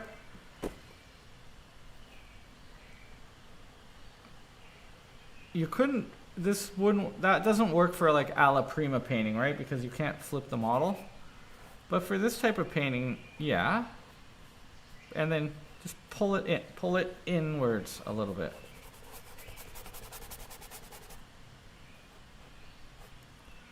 So I'm just going around the edge. This has a speed dryer in it for another reason. If I have the time and I only get the darks done today, I can get towards the lights as well, but also I won't be pulling the black into the light so much because it'll be dry first, hopefully. And that's why it's also the first part of the job that I'm doing. You know what? Forgot how much I love painting. So, it's like meditation, just watching the line form right in front of your eyes. Might get all romantic here.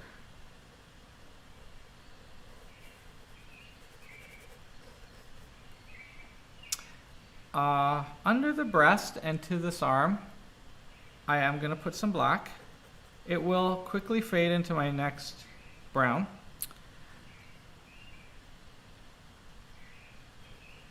I'm not doing, like I've actually cooled the skin off. The whites will be cool. And I'm going to be warming my shadows up so that I have warm lights and cool shadows in this piece. Sorry, cool lights and warm shadows. I'm speaking out of turn. Anyways, I'm cleaning my brush right now. Also here, right? So I'll just pull out whatever extra paint I have and just scrub it around. Because I don't want little bumps and lips of dark. If I tilt the painting, I don't know if you guys can see it, you can see that I'm keeping my background paint very, very flat. I don't want any strokes in this case. I want it to be a flat black. That doesn't always have to be the case though, right? Just today. Also, if you have, this is going to become a softened edge. So if you have a little bit extra, you just lightly touch it. In fact, that touch you can also do with a Q-tip. So it just gets a little bit of that paint off the edge, softens it up, and then you don't have like a trough. We also need a little bit of black on this side of the thumb. And you see now I'm holding the brush different. I'm using it like a cutting edge. Okay. Anywhere else, bunny? A little bit there to mix in with my brown. And so it goes. We can always visit a little bit more black later. Now, by rubbing the brush on the canvas, I'm getting the paint out of the brush. So I actually don't have to keep the brush clean in between. It's only if I'm dipping into something else, you want to wipe it off. There's not much there though. And Now I'm going to jump forward into this brown.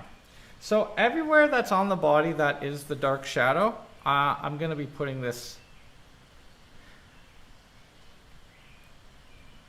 And here it's going to be the darkest and coolest version of that. And it blends in. So just wiggling the brush. It's subtle, but it's going to look really nice. Now here, there's a little bit of reflected light bouncing off the top part of the plinth she's talking on. So I go into my reflected light color,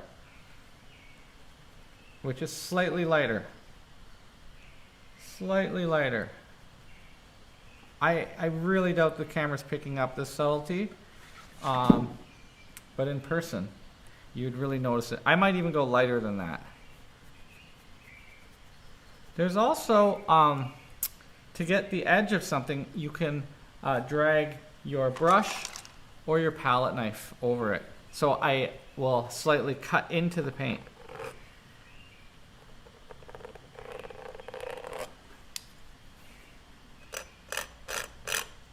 Also, if you need to remove paint, that's what these are for. You know, you can take it off and wipe it. There we go. There's a lot of color in that brown. Whew. Anyhow. What I'll probably do is fade out to a slightly lighter green rather than just having this gray box. That green, by the way, I'll grab it right here. If you remember, I made it earlier. That green-gray lives right here.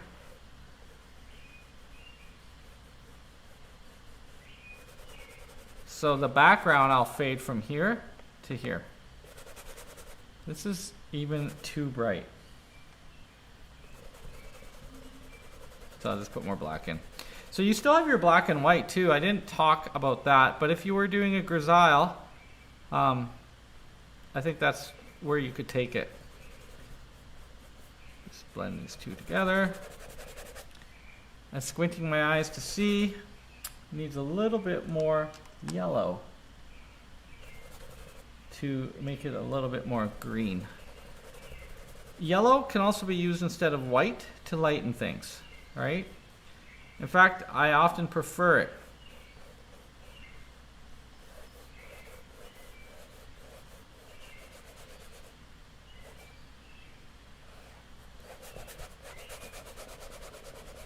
So you see it's really scrubby. That's why there's no brush left. And, you know, I'm touching it. It's getting a little bit dirty there. Actually, it was pretty green underneath, but it wasn't the right value. Okay, so there we have our box in general. The plinth. It's like a line that goes across. Okay. I'm going to wipe it out because there's white in it. And you don't want to have white, in this case, in your shadows. I like to keep the white like it's a color thing. If you need the shadows more gray, please use chromatic neutralization, meaning mix the opposite color instead. All right, back to the brown, and we just dance around. So at this ankle is my dark shadow, and it travels up the calf. So what is a caster core shadow? That's what you're looking for now. And there's a darkness along the edge of this leg. And squint your eyes and just see what are your shadow shapes. So I'm not drawing them, I kind of just pull the paint around where I need it in little blobs. The lights will go on top anyhow, and maybe areas like this there'll be slight transition, and I'll need a smaller brush later maybe just to pick out some detail in these toes. I can wipe it away there too. Okay.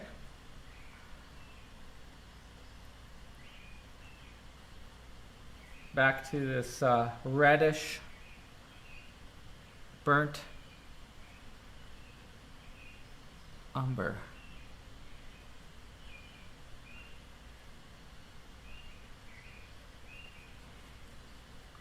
So if it's not reflected light, that's shadow. There is a little bit of light hitting here and a little bit down here, but other than that, this leg is pretty much brown. Going to my reflected light. So reflected light is still a dark, and this side.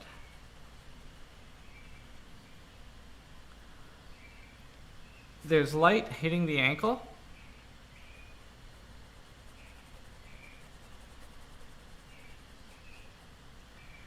And reflected light right here.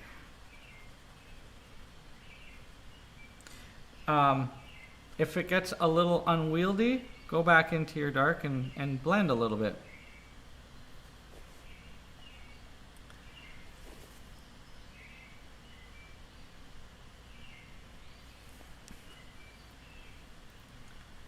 All right. Just gonna fuzz that out a little bit. Technical terms. All right, so the forearm. There's no reflected light here because she's in a dark room. So just stick to your dark one. It's almost not there, and there's a beauty to that, capturing that. People will think you did a lot more work on your painting than you did if you can have these subtle changes. So in here, actually, I'm going back to the black because I can see, what I believe to be the backdrop through her forearm. So I'm back in the black, pure black. It's cooling, which is nice because it goes cool, warm shadow, cool lights, and then we'll have a warm, cool thing happening in between them as well. And a little under the arm. Just like sometimes where you perceive there's a line. I will now take the dark brown, load the brush. I'm flipping both sides here. And I'm going to paint the whole breast in. There is an area of reflected light though, right underneath it. So I've left that there, and I will lighten it more later. I'll actually cheat it a little further by grabbing a little bit of the skin color, I think. In order to make the cast shadow look a little bit darker underneath, I'll just underneath it, like a line, put a little bit of the black. So that would be the fold underneath the breast. And fade it into that shadow. We're gonna have that's like the occlusion shadow, right? It doesn't happen on this side, maybe just a little bit there. Okay, I'll just wipe it out and go back to my first brown that I made. And just blend those two together. I hope you guys can see all these details. Once I get all the darks in, we'll take a little break. And then we'll go on to the next bit. This color that I have is very, very rich. But you don't need a lot of color in your shadows at this stage of your painting.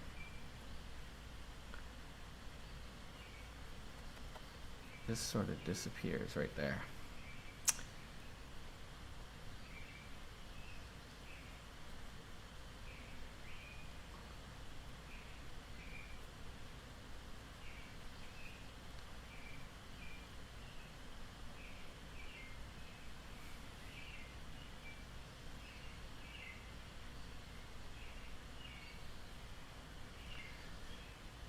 This back arm. It's hard to tell whether or not there's a separation between the light and dark. So I just make it a gradient. If you can't tell with your eye, your viewer is not going to be able to. There's a small black triangle right there. I'll just tap it. I've got a little bit more of a point. I like when my filberts get a little point on them. I think there's like a squirrel brush or a rat tail or something. I don't know what to call it. It comes from use. Okay, we got this shadow coming across, and the dark meets up to the side here. So I maintain a little bit of an edge, and I pick up a little bit of the black.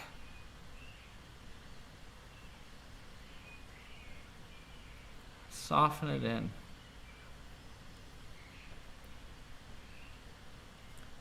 A little bit of the black triangle here. I don't know if that picks up. I don't think the camera or the light is that good. But I can see and I know the subtleties, and I'm just following around my work. Having, you know, you gotta just know where you're going here. So I'm squinting to see whether or not this is light, and I feel like it's light.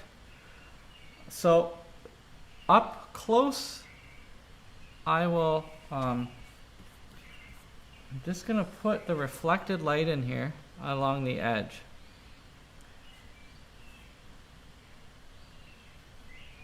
But I'm gonna have to put a light on top of this area. It's the darkest light, so somewhere around here. And a little bit of that triangle. All right, now under her jaw, darkest brown. It almost looks black. The neck is getting a lot more reflected light, so we grab this one here, right? Just back and forth. So this will teach you a lot about organizing your painting, I think.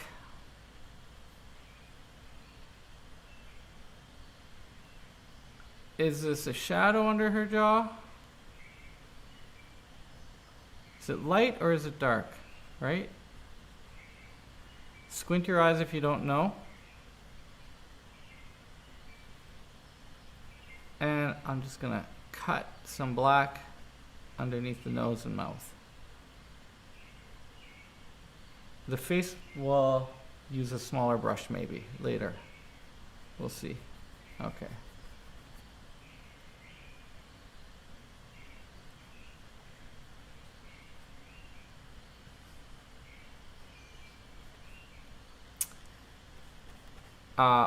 Some of the hair is a blacky brown in shape. We need the darks to show the light.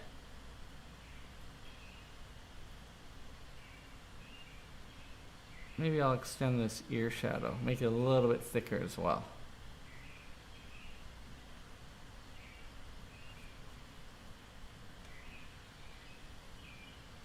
So you can see I just sort of dance around the palette at this stage. But it's very sensible. So there is a blacker shadow under the deltoid. So I'm still in the black and I'm blending it to the brown. My dark brown here. There's also a little bit more reflected light on this side of the muscle. So there's 3 turns there. Lighter there. So it goes burnt sienna, burnt umber, black. A little bit more light shadow here, but you could actually just paint all these shadows exactly the same if you wanted, and just flatten the arm out. So that I'm putting the reflected light brown as kind of a Y shape, traveling down the bicep, and then I take the dark brown and I meet up to it and just kind of scrub a little bit, just to soften the edges.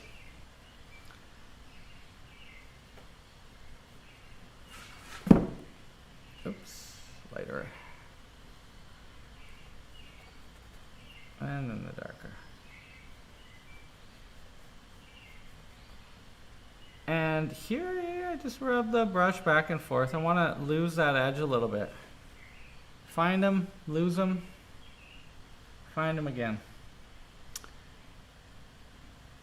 That's good there. And there's some darks in the knuckles. I'm not sure if that's the right place. That's okay, I just need material there in which to work. Okay.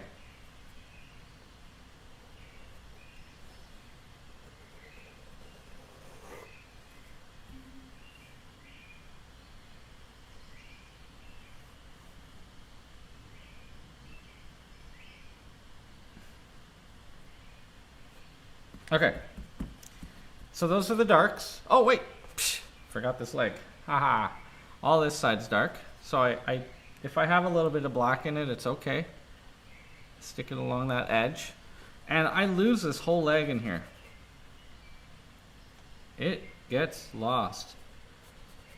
So I'll just use the black along the edge because it's almost background.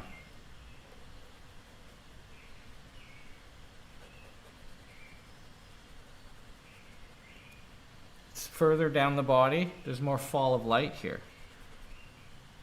So I get my dark brown, there's some bones, there's condyles on the side of the leg,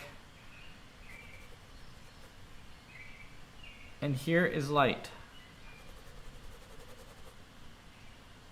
So I'll take the slightly lighter reflected light for the back of the leg there as it travels up.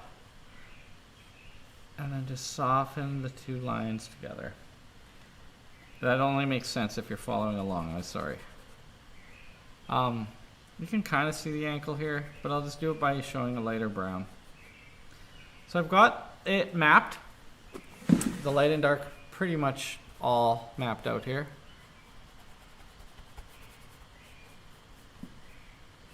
I'll just leave a little bit of that red for the hair.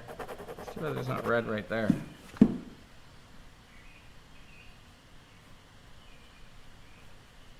Okay. Keeping it clean in between. Now, before I take a little break, I want to clean the brush out.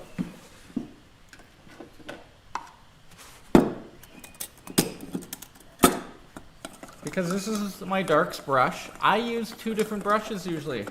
One for the darks, one for the lights. And I like them to be different brands so that I can see these are the dark brushes, these are the light brushes. Like, listen, this is the Virgo crap I'm telling you about that I go through. But honestly, it makes my life so much more efficient and effective. You know, there's this idea of your perfect practice. And, you know, I would even go as far as having two wash bins. One to do the initial wash to get the color off, and a secondary wash to really clean it out. Or one for my darks, one for my lights. Look, this is just how I work. And it works really well for me. I can sit, I can talk, I can do this live stream. So clearly, based off how this looks right now, it's working. But we're going to go into the lights next. And so I need to be clean. I need to not worry about these. These will get revisited, these darks. But I want to stay up in this area now. And you need to keep your lights separate from your darks. I'm going to try to go up to them, but not really blend between the two. Because when you take a warm and cool, you also gray it out. But you'll notice as the light falls that it does look grayer there. So we're going to really push the color. We'll make the knees, the nipples, and the face a lot more chromatic, more red than it is, because I want to teach you how to push it and not live in that gray, boring area that the Zorn palette is always blamed for. So I'm just taking a picture for Instagram. I will, I hope you guys are still with me. Here I am. Hi. So I'll turn the little thing on and we'll take a 7-minute break. Take a 7-minute break. Hey, Dustin Port's on here. Hey guys. I love it. You guys leaving these messages. If you feel compelled, we can chat on here. It's not like Zoom. But I'm looking at it these days. Got a much better setup. So, without further ado, I will give you a countdown. Enjoy your break.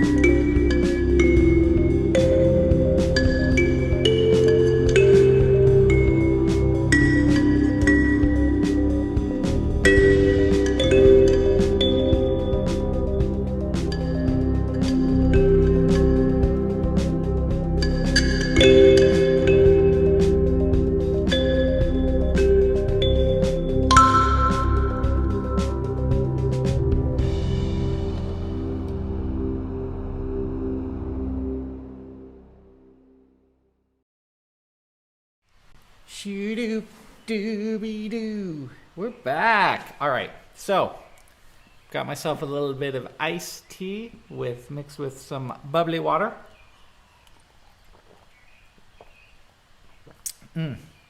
Most excellent. So we're gonna go into the lights now. And we're gonna go with the darkest light, which happens to have the most chroma. And that would be this color here. Remember, we have the graying off one if we need to cool it off. Sometimes I'll even use this one as my reflected light, because the reflected light could be cooler than because it's getting some bounce light. So here it's like, it looks like a Werther's, my particular color. I'm not 100% sure. I might want it a little bit pinker, just add a little bit more red to it. We are pushing the chroma a little bit. Now this base pile, which does have a little bit of black in it, right? Because we need to neutralize it. Humans are not, this is like Barbie tan. But there's gonna be white in here, which will start cooling it off. So I'm just gonna get cleaned up here a little bit and put it down. Now I'm gonna make a color string going this way towards myself. So I'll leave some of the base pile and I'll grab some white and I'll mix it in and I'll look, because I'm not sure if I'm getting the exact color that I want. You know what? It actually looks pretty good. It could be a little bit pinker. So I'm taking the color and I'm looking at it, but that's fine because the white one is cooler. So this will be the top of the breast, top of the shoulder, then the high chroma. So just scrape, use your flexible palette knife and get it off the knife. Okay? We don't want to waste too much paint, but part of the job. People make these little tiny piles. Like, this isn't enough paint for me. I already know I'm gonna run out, and it's not that much area to cover. Okay, keep it clean in between. I'm gonna red it up a little bit more. In fact, I might just take a little alizarin crimson to this pile. We want it to be pinker. Now that's a lot of color.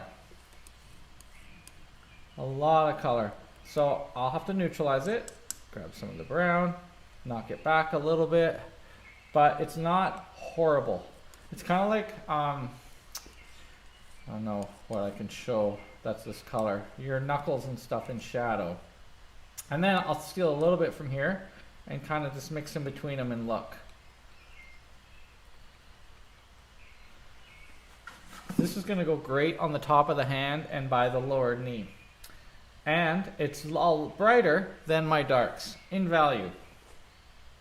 I'm gonna add a little bit of white to it. See what we get.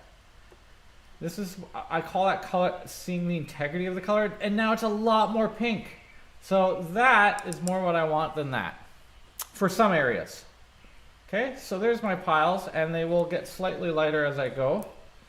And I find that I can mix a lot on the canvas. If something's not red enough, I just dip it in the red. But I do have a base here. It's not color strings. I am doing some blending on here. Now, being a thrifty painter, I'm also going to scrape the paint right off the palette knife. And that's my first bit of paint I'm going to use. So from the bottom to the top, whoops, I have they're a little bit cooler down here, the colors, but we'll just go from the darkest light upward.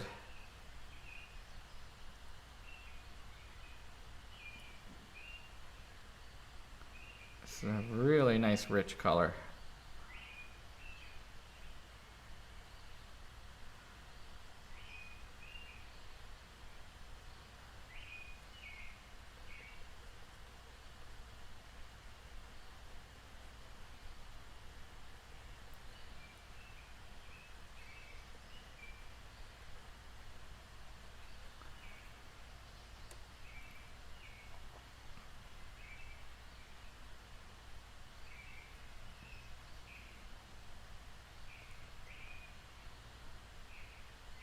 A little bit along the edge.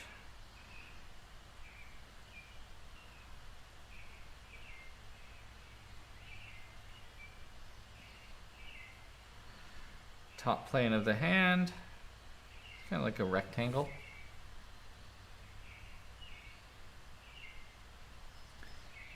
And I can grab a little bit more of the pure color for the further edge.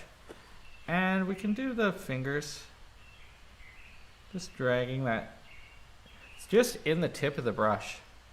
Just dragging it down. It's okay if it picks up a little bit of the black. A little bit of shadow. It's fine. It'll cool it off a little bit. It's fine. God, I hope that's not my catchphrase. The thumb. What? And this finger. Sure, why not? What's that? It's fine.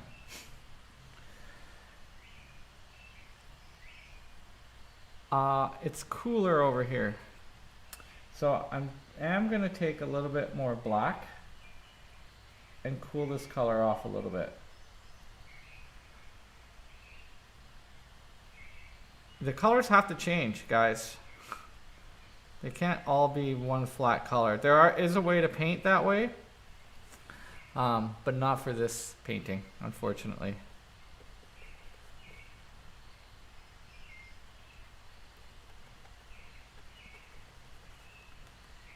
You'd be surprised how much colored mud this is.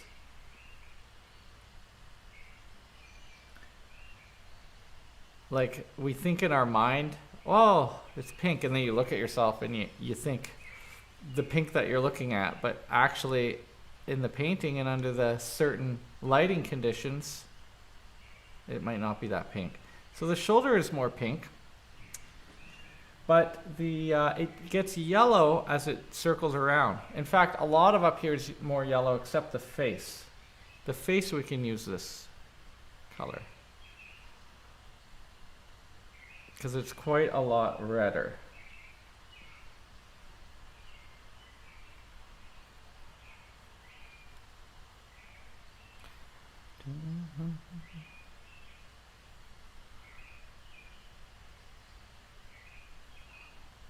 And inside the ear. And a little bit behind the ear, actually, is redder.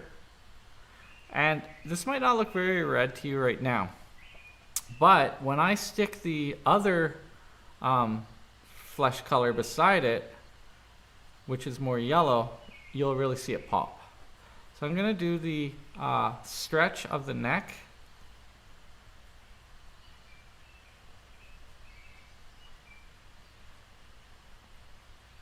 But I might have to cool it off a little bit. I feel like color temperature is the key here.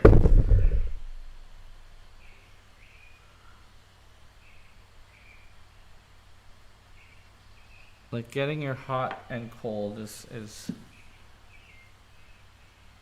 what's going to create more form. And also, you have to really push the Thorn palette.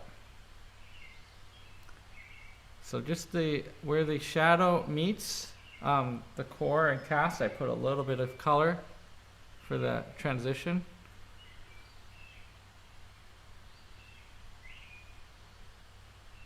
The darkest lights, right as that form's turning. A little bit there. And across the chest, we see a little bit, although it's a little yellower. So we'll follow the breast shadow down. And I might as well use the same color around the nipple area, because it's redder. Oh, make sure you're on the correct side of the shadow shape. Now I missed this whole shadow area in here, and this process just reminded me, if I was using my two brush system, I would just grab my other brush right now. However, this is the same brush. I'm only using one brush.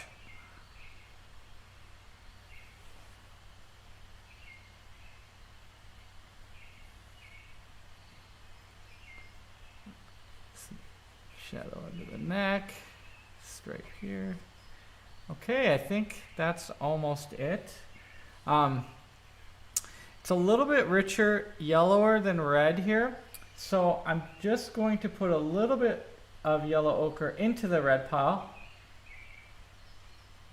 So I have the same value, but I've changed the color of it a little bit. And for whatever reason, that's what's happening there. And this is a great way to learn to see the color. So this is kind of a mix of what I learned from a little bit more yellow higher up. What I learned from Robert Liberace. He really, with the example of Sorolla, really to push the color. So if you see yellow, you put pure yellow in. It might seem a little cartoony, but as you go, you lose a lot of this stuff. So the sides of the knee here can be more yellow. Just dropping it on top. Now I said that this was light here, so it needs to be the darkest light. There's just a little bit of light there. And there's just a little bit of light right here. And actually the rest of that stuff is dark, so we'll revisit it. There's like a little knob of light. A little bit. Maybe we'll push this light. Push it. Squinting my eyes. And then I can just softly brush around it. Just for edge control. When I do that, I hardly touch the surface at all.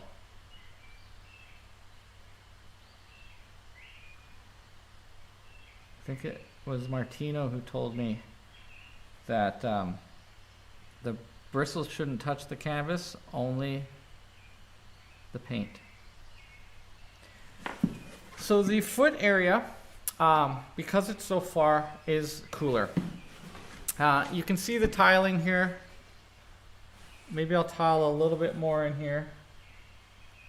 A little bit more in here.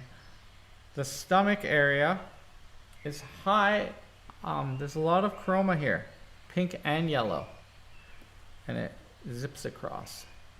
There's a little bit of a muscle there. Okay, and we want to push our chroma. So after this fold, it goes yellower. So I grab some more yellow.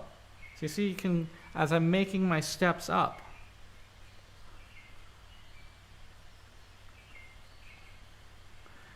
and you'll start to allow yourself to see this color and behave. Now, it's a little bit redder here.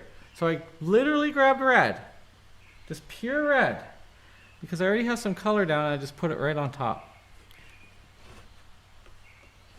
And that totally works, because you have material there. Okay, a little bit more red there.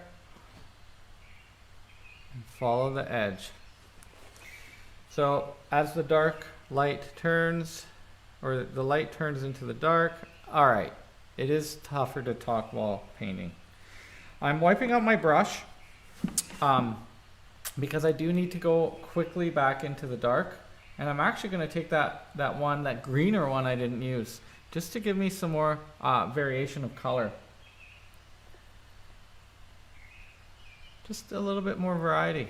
So it is dark. So in fact, that's not dark enough. So I'll put a little bit more of the warm in there. But it's okay to change the color, as long as the value is correct.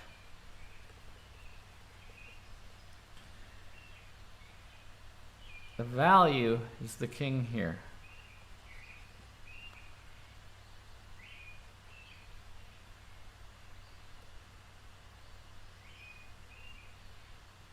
So we'll just tackle this area a little bit.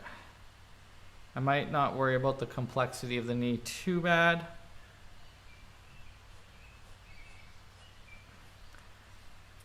So I need to cool off a little bit. So I have black in the brush now, and I just go back to that color. And there are some pinker areas on this foot. So I've cooled it. and I've redded it up. I'm not sure if you can see that. It's hard to explain what these colors are.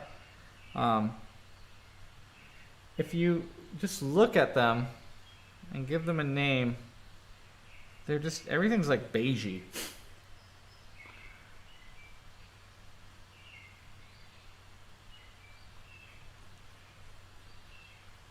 And I add more red as I go because I'm going to the toe.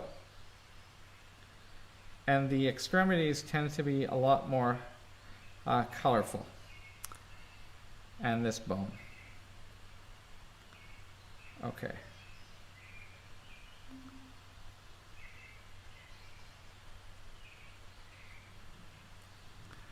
So more red. Now, when I squint my eyes, this still has to be brighter than any of this in value, even though it's the darkest part furthest down. I like to make the heels a little bit redder or a little bit pinker. That's what I see.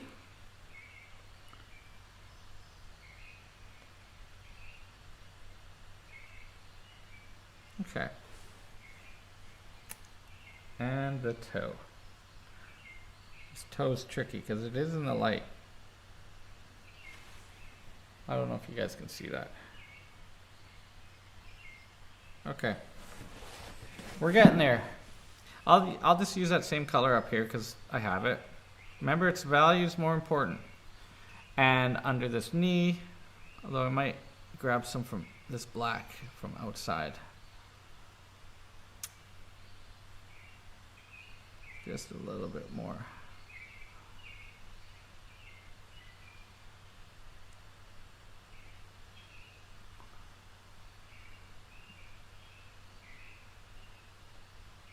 You don't want to muddle up too much here. You will cause a mess. So that's nearly done. I need one more light there and there. So let's go back to wipe it clean because I do have a little bit of black in there, which I don't want necessarily everywhere. So I will get some of this chroma now that moves towards the yellow light. So I'm moving this way down in value. And I just throw down some little tiles. Little tiles of light. It might not even be bright enough now that I see it down there.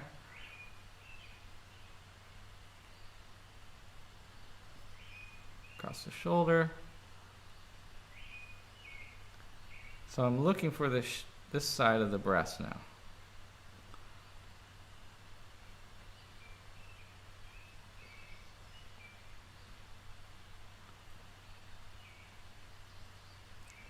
It is a little pinker. We're doing good.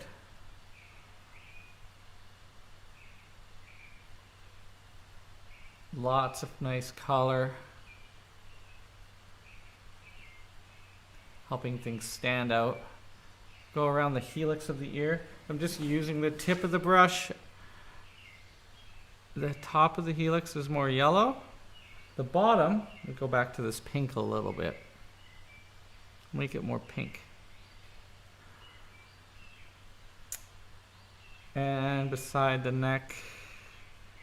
So this is so far 2 values and more yellow and more red. We're going to have another one on top of this. Across the chest, I'm just going to grab a little bit more yellow. Across the chest. And just think about how that form turns.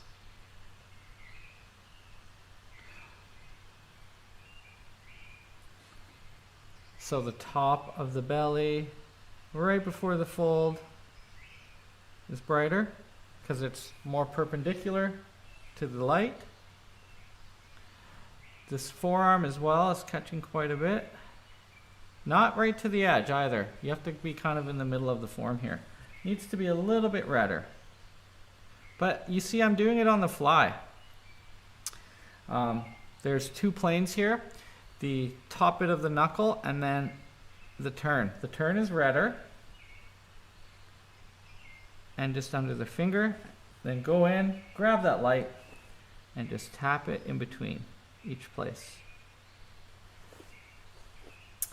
Now, this leg turns quickly, so the top is going to be quite a lot lighter.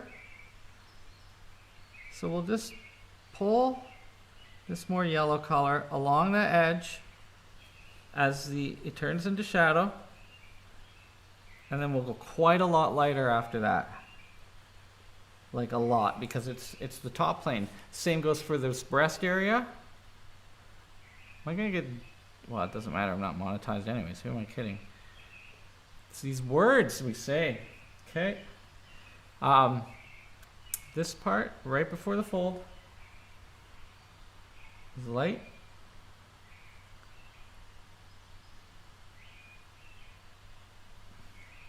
Like that. Okay, we're looking pretty good. What about on this arm?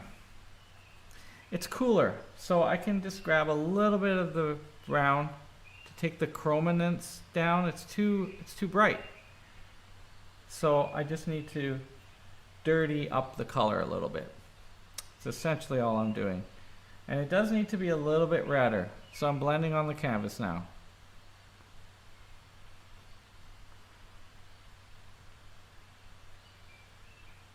I'm trying to get a little bit of an edge there with the brush. And I'm leaving in areas the background shining through. I could actually leave it right there, but I'm gonna add cool red in there. And then grab a little bit more of the shadow brown. This represents the vein, this represents the ulna. Okay. This will have to be touched up again because once you get light in there, you can't really get it out. And so a finer brush at the end if I want to do details really is the idea. Go back to that cool off kind of red. There is light up here, just barely being caught.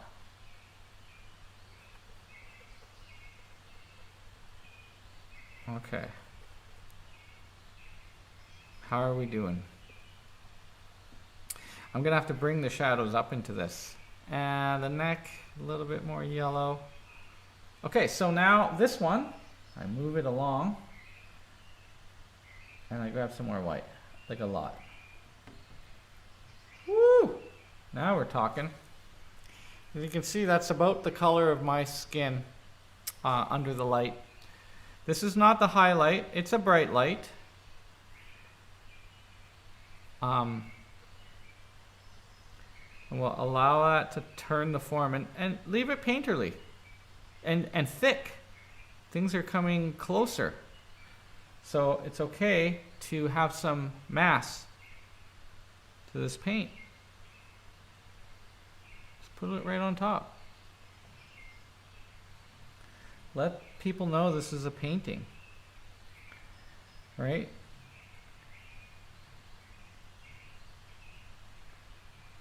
A little bit on the thumb.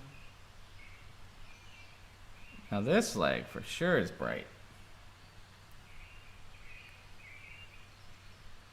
So we can also add some highlight, but make sure that you're slathering this on top and that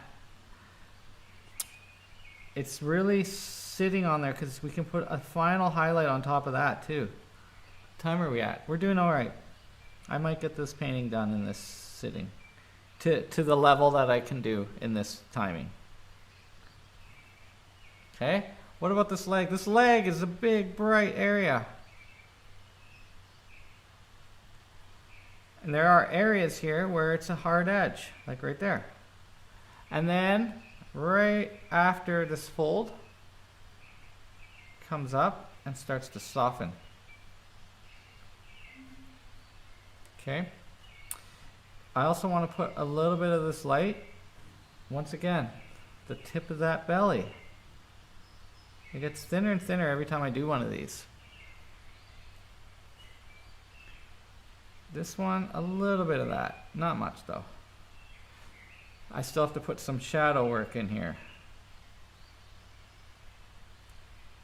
Put a little bit more light in here. So I can use this light that I have on the brush to lighten up some areas. Like the knuckle. The process of the ulna. Maybe a knuckle or two. Okay. Finish off this leg here. Being careful not to go past that brown. And as I pull it across, it's blending itself. I don't have to do a lot of smushing, which will flatten your painting out. In fact, I got a goopy ball here. I don't want that, but at the end I can also use my palette knife and scrape if I must.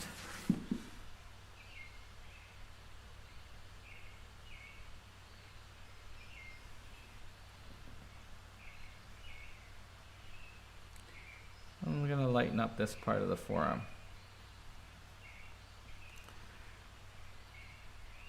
And a little bit lighter just on the top where the flap is of that forearm. I mean, this is a very systematic approach. For those of you who are like, I just want to feel when I make art, this is not for you.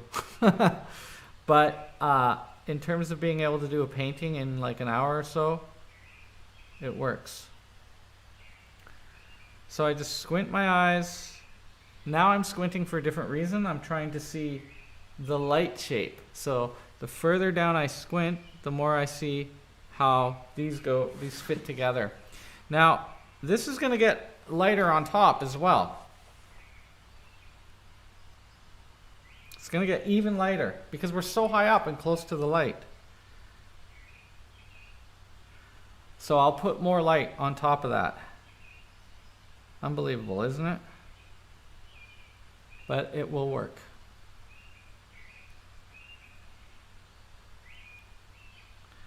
Now, I want to soften that shape a little bit. I find a dry brush works better.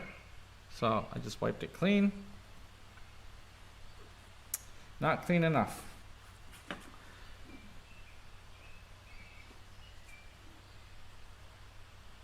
There you go. Okay, that's my Persian flaw.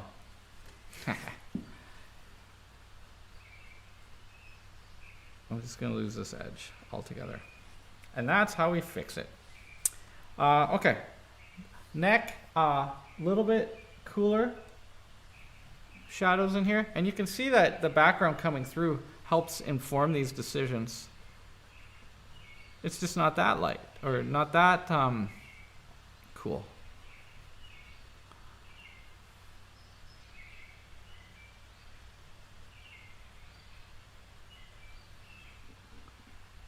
And it's getting lighter as we go. That little point. The sternocleidomastoid. I just like saying that. A little bit pinker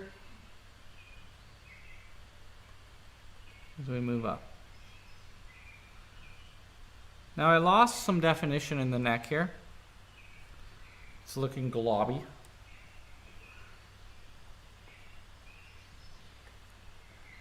But we'll see if we can clean that up with lights. There's the jaw. Oh my. There's just on the nostril, there's a little sparkle right there. And the philtrum. Oh, and her eyebrow. Okay. This doesn't look much like a face yet, but it will. Got to get in there with a way smaller brush. Just hold the brush further back as well.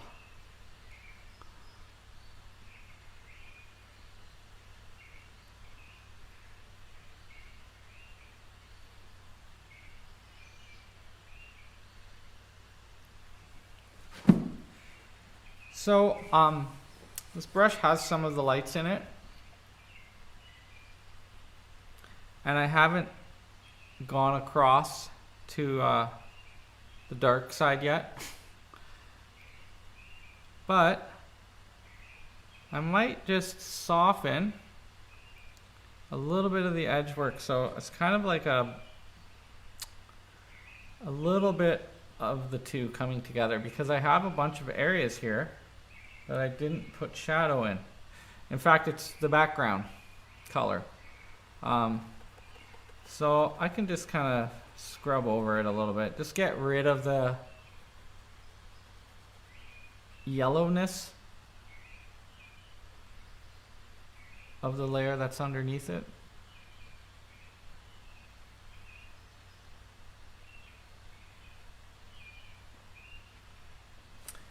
Here's an area that shouldn't have dark on it. Let's take the palette knife and scrape a little bit. And it's yellower. And it's a little bit whiter.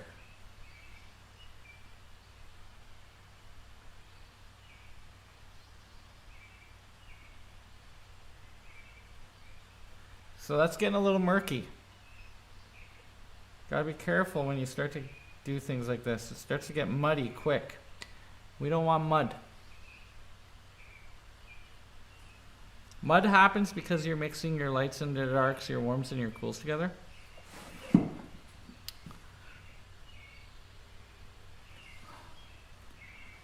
All right, that's about all I can do for that bit.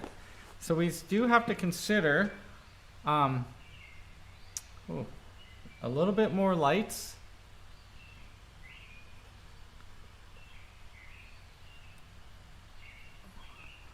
And then finally, the hair. So I take more white to that little bit of the pile I have left, and I'm gonna just tap a few areas. Now, this might not even have enough white in it. You lose a lot of color as you move into these lights. Just slide it across there.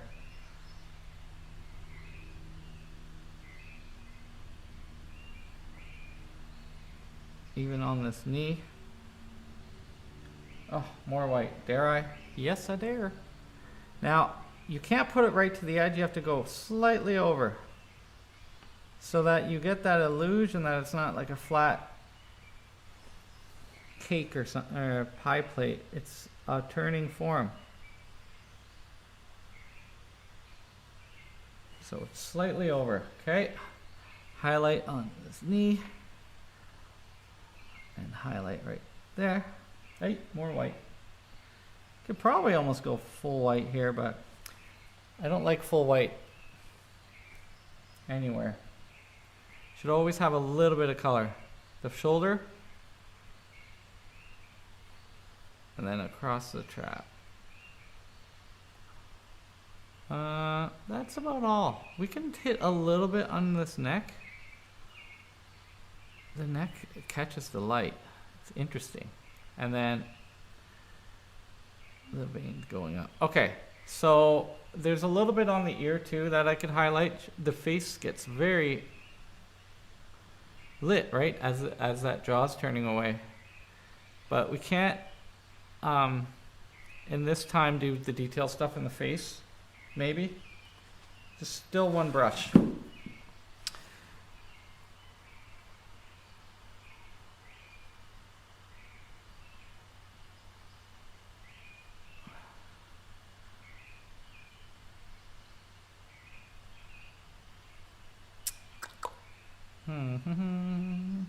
Oops. Don't put your lights where the darks are supposed to be, bunny. Anyways, that's to intensify that shadow. Okay. Time is a ticking. I got 20 minutes here. So, I want to finish the hair.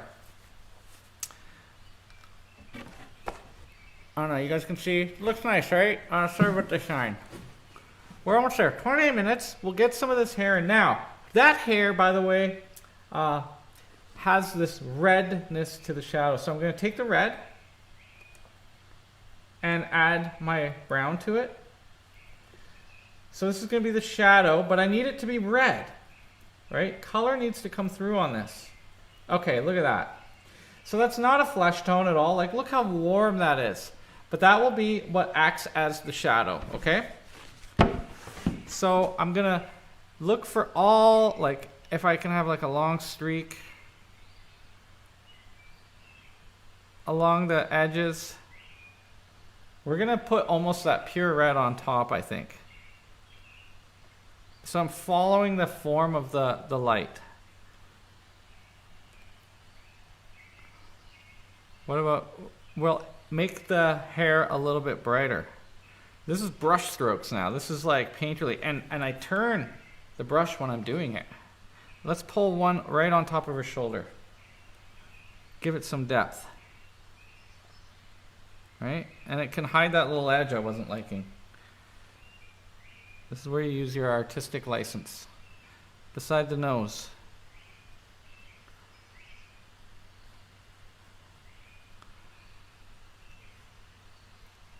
Oh, this is fun. I love painting. I think we'll do it again next week. I don't know if I'll have to, maybe I'll do some details. Sometimes that kind of work, like it doesn't play well, I don't think for, we're leaving some of that red in there, don't forget. Let's add a little bit more red to it. Let's intensify the red. So this is the darkest light. Okay. There is some blonde in here too. Some yellow, but let's go full red. This is Orange palette.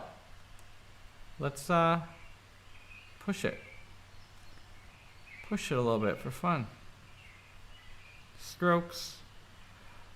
And you know, I mean, you're not seeing this full angle that I am, but there's a certain gesture and using the tip, and I hold really, really far back. I'm not doing this. That's too anal retentive. We need to still have painterly qualities to our painting. I'm going to grab the yellow now, pure, and a little bit of the white and red. Let's just see if I can make it not look pink. Oh, needs more white. Needs more white. Woo! And it's looking awfully close to that flesh color. More red. Sometimes you gotta fortify by putting the pure, there we go, that pure color back into it.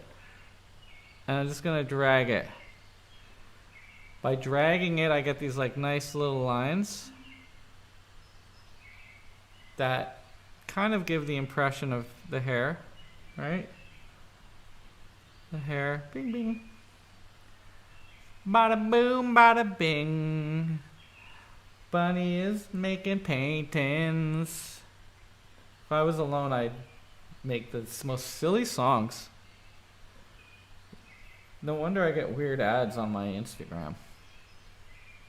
Let's add some light down here. All right, this is starting to look less like Marla and a little more like Rebecca. So I need to, what can I do?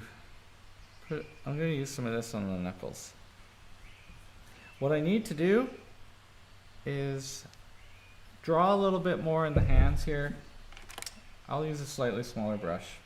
Slightly smaller brush. And I need to put a little bit more shadow. So here, a little bit more jarly. The paint must be thinner for this to work. Thin paint sticks to thick paint. Wait a minute. Is that right? What does Bob say? Okay, just go like that. So it's not as pretty as I would like, but it's doing the job. Cut the nail across.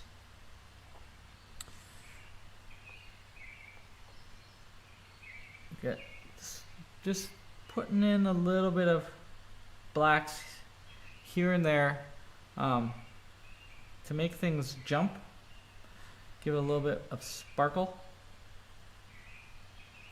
clean up some edges. We're running out of time so quickly here. Wow! Oh my god. Be careful. I'm just going to make some lost edges a little more lost. It's kind of like a slight bit of a crosshatch. When you see this in person, you'll be like, okay. The video is definitely not going to do you a service to see what I'm doing right now. And so maybe I'll skip this bit. But between the fingers, so I'm using my speed dryer. I hope you guys are appreciating how different this is today. I know the view is not the best, but if we do another painting one, I'll work at an easel, I think, because this is giving me a hunch that I've been trying to get rid of. Ooh, it's a little too much drawing there. That takes it away. It makes it look flat, right? Lines make things look flat. Lines are bad. Here comes my dad comedy. If you cross a line on the road, you die. Lines are bad. Lines of cocaine will get you arrested. Lines are bad. Pickup lines are bad too. It's a little hint of a nail. Bing. And here. Pop. Whoa, too bright. Too bright, bunny. I can draw in on the finger. There were some highlights down here on the toe.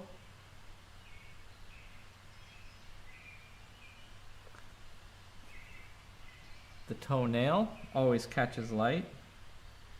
And it allows you to draw a little bit, which makes it look like you did more work than you did. Tricks of the trade.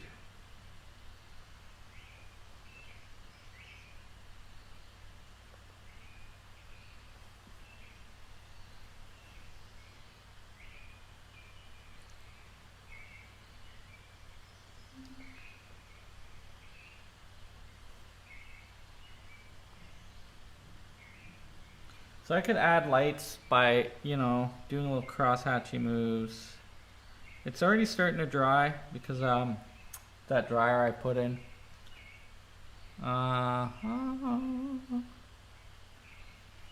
Wipe the brush out. Wipe the brush out. I'm just gonna scrub in between these two here. So this is starting to get too much fine detail. I actually wish I didn't switch brushes all of a sudden. Getting away from the purpose of this timed painting, I think. Let's put some more dark in. And maybe a little bit more dark here.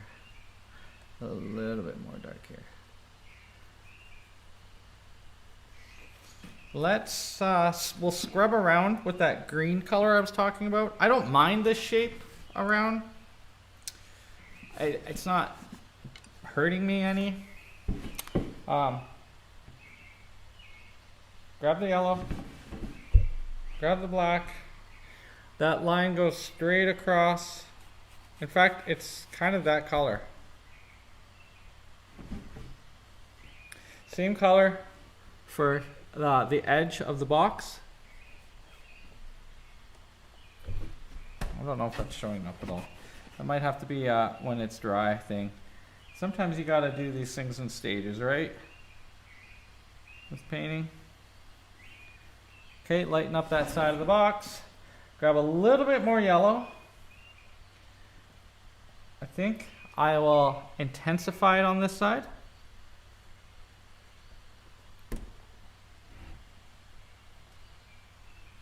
Because this box is slowly turning. Okay. That's not even that much. And then dip in the black. And let's just scrub in this painting. If you have a bigger brush, it would be wise. Wait. I'm wrong. There was something I needed to do. And that was, I was talking about how it didn't look like our model. Wait, I got distracted. Sorry. Why am I back in the hair? Why am I back in the hair? Guys, what the heck is going on here? This is the, it's taking over. Some of the face details. And maybe even a little bit on this jaw. The lip. Let's not lose it. Oh my god, under the nose. What about the nostril? Oh. Uh-oh. Bunny boo-boo. Bunny boo-boo. We can fix it. Clearly I've gone too far. When you start making dumb mistakes like that, it's time to call it quits. So I'll just finish cutting in the nose and stuff on the face. Now, I don't have my maul stick here, but I do have a brush. So I'm just going to put the brush up against the edge. Oh, boy. And draw a little bit. So the nose is hooking this way, but actually it shouldn't be. So I just want to give her proper nose back. Subtle, but it makes a big difference. Ah! Makes a big difference to me. This might be a revisit. I'm really messing things up right now. Go figure right at the end, you know? That's how she blows.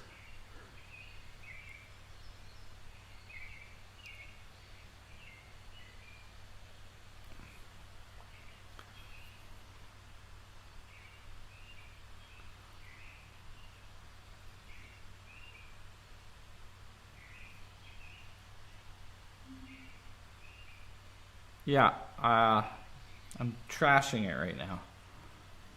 Destroying all my good work.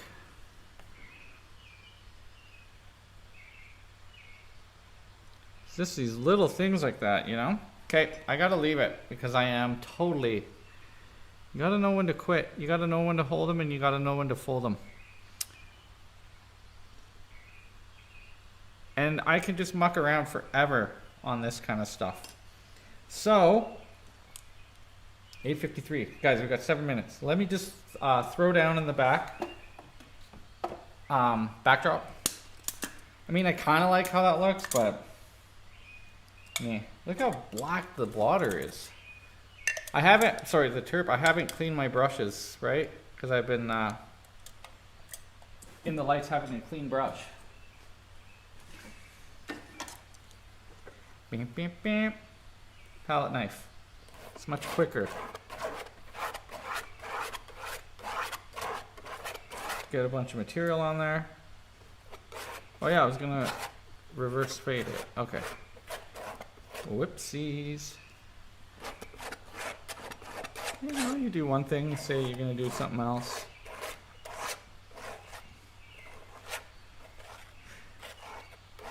If I could turn back time.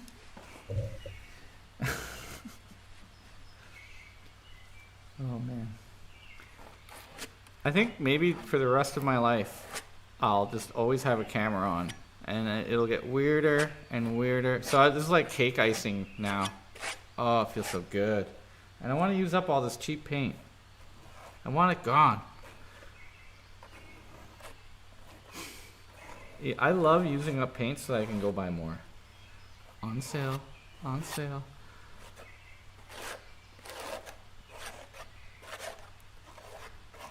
I think though, guys, when I tilt this towards the camera, you'll see that this painting is very much better than it looks at the weird angle.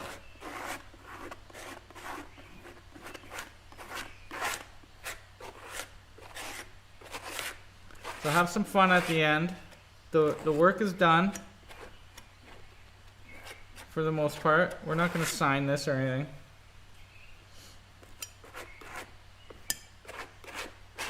I'm gonna leave that edge like that, because that's what I say is my artistic license. Yeah, sure. Yeah, paint it on a crappy canvas with gross background. And that just proves the point.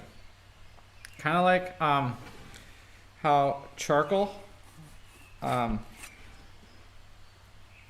know, when you just let charcoal roll off? We'll use the palette knife to go straight across here. It's actually a very, very good tool for drawing straight lines, right? We'll blend those up.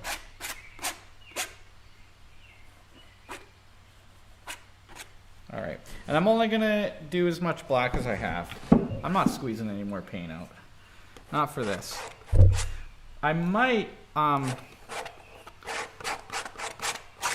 keep this Zorn palette colors for next week. If that's what we're gonna do. I'm open to input. I need to find a good model picture. I have a whole bunch I still want to draw. Might be some white in there. Oh Lordy. It's kind of a heart shape. Maybe that will influence the liking of it. Take some of the paint from this side and put it on this side. Let it crumble off. Should do a whole painting with the palette knife.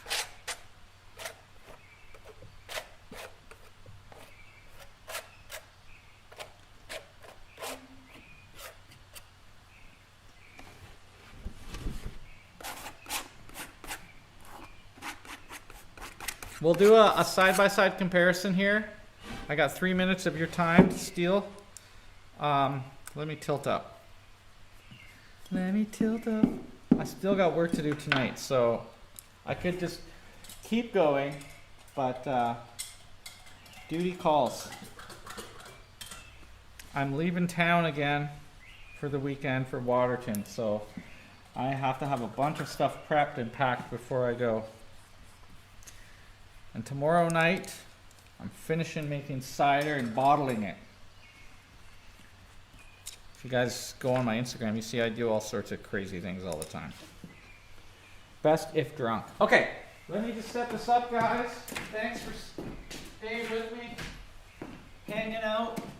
Let's pull the camera back. Don't unplug from the computer, bunny. Let's see what we got. Let's see what we got. Oh my God. All right, you guys can see my floor. And tilting up. Okay, wait. Nope. Nope. Let's go to the screen. Look at the happy skeleton and the original drawing and the piece. I'll put it up the side. Okay, hey, ho, hi guys. Nice to see me. Okay, wow. Let me stand back for a minute, and then I'll come back because I need a proper look. And let's also enjoy the beauty and organization of how I taught you to use the Zorn palette. It in itself is a work of art.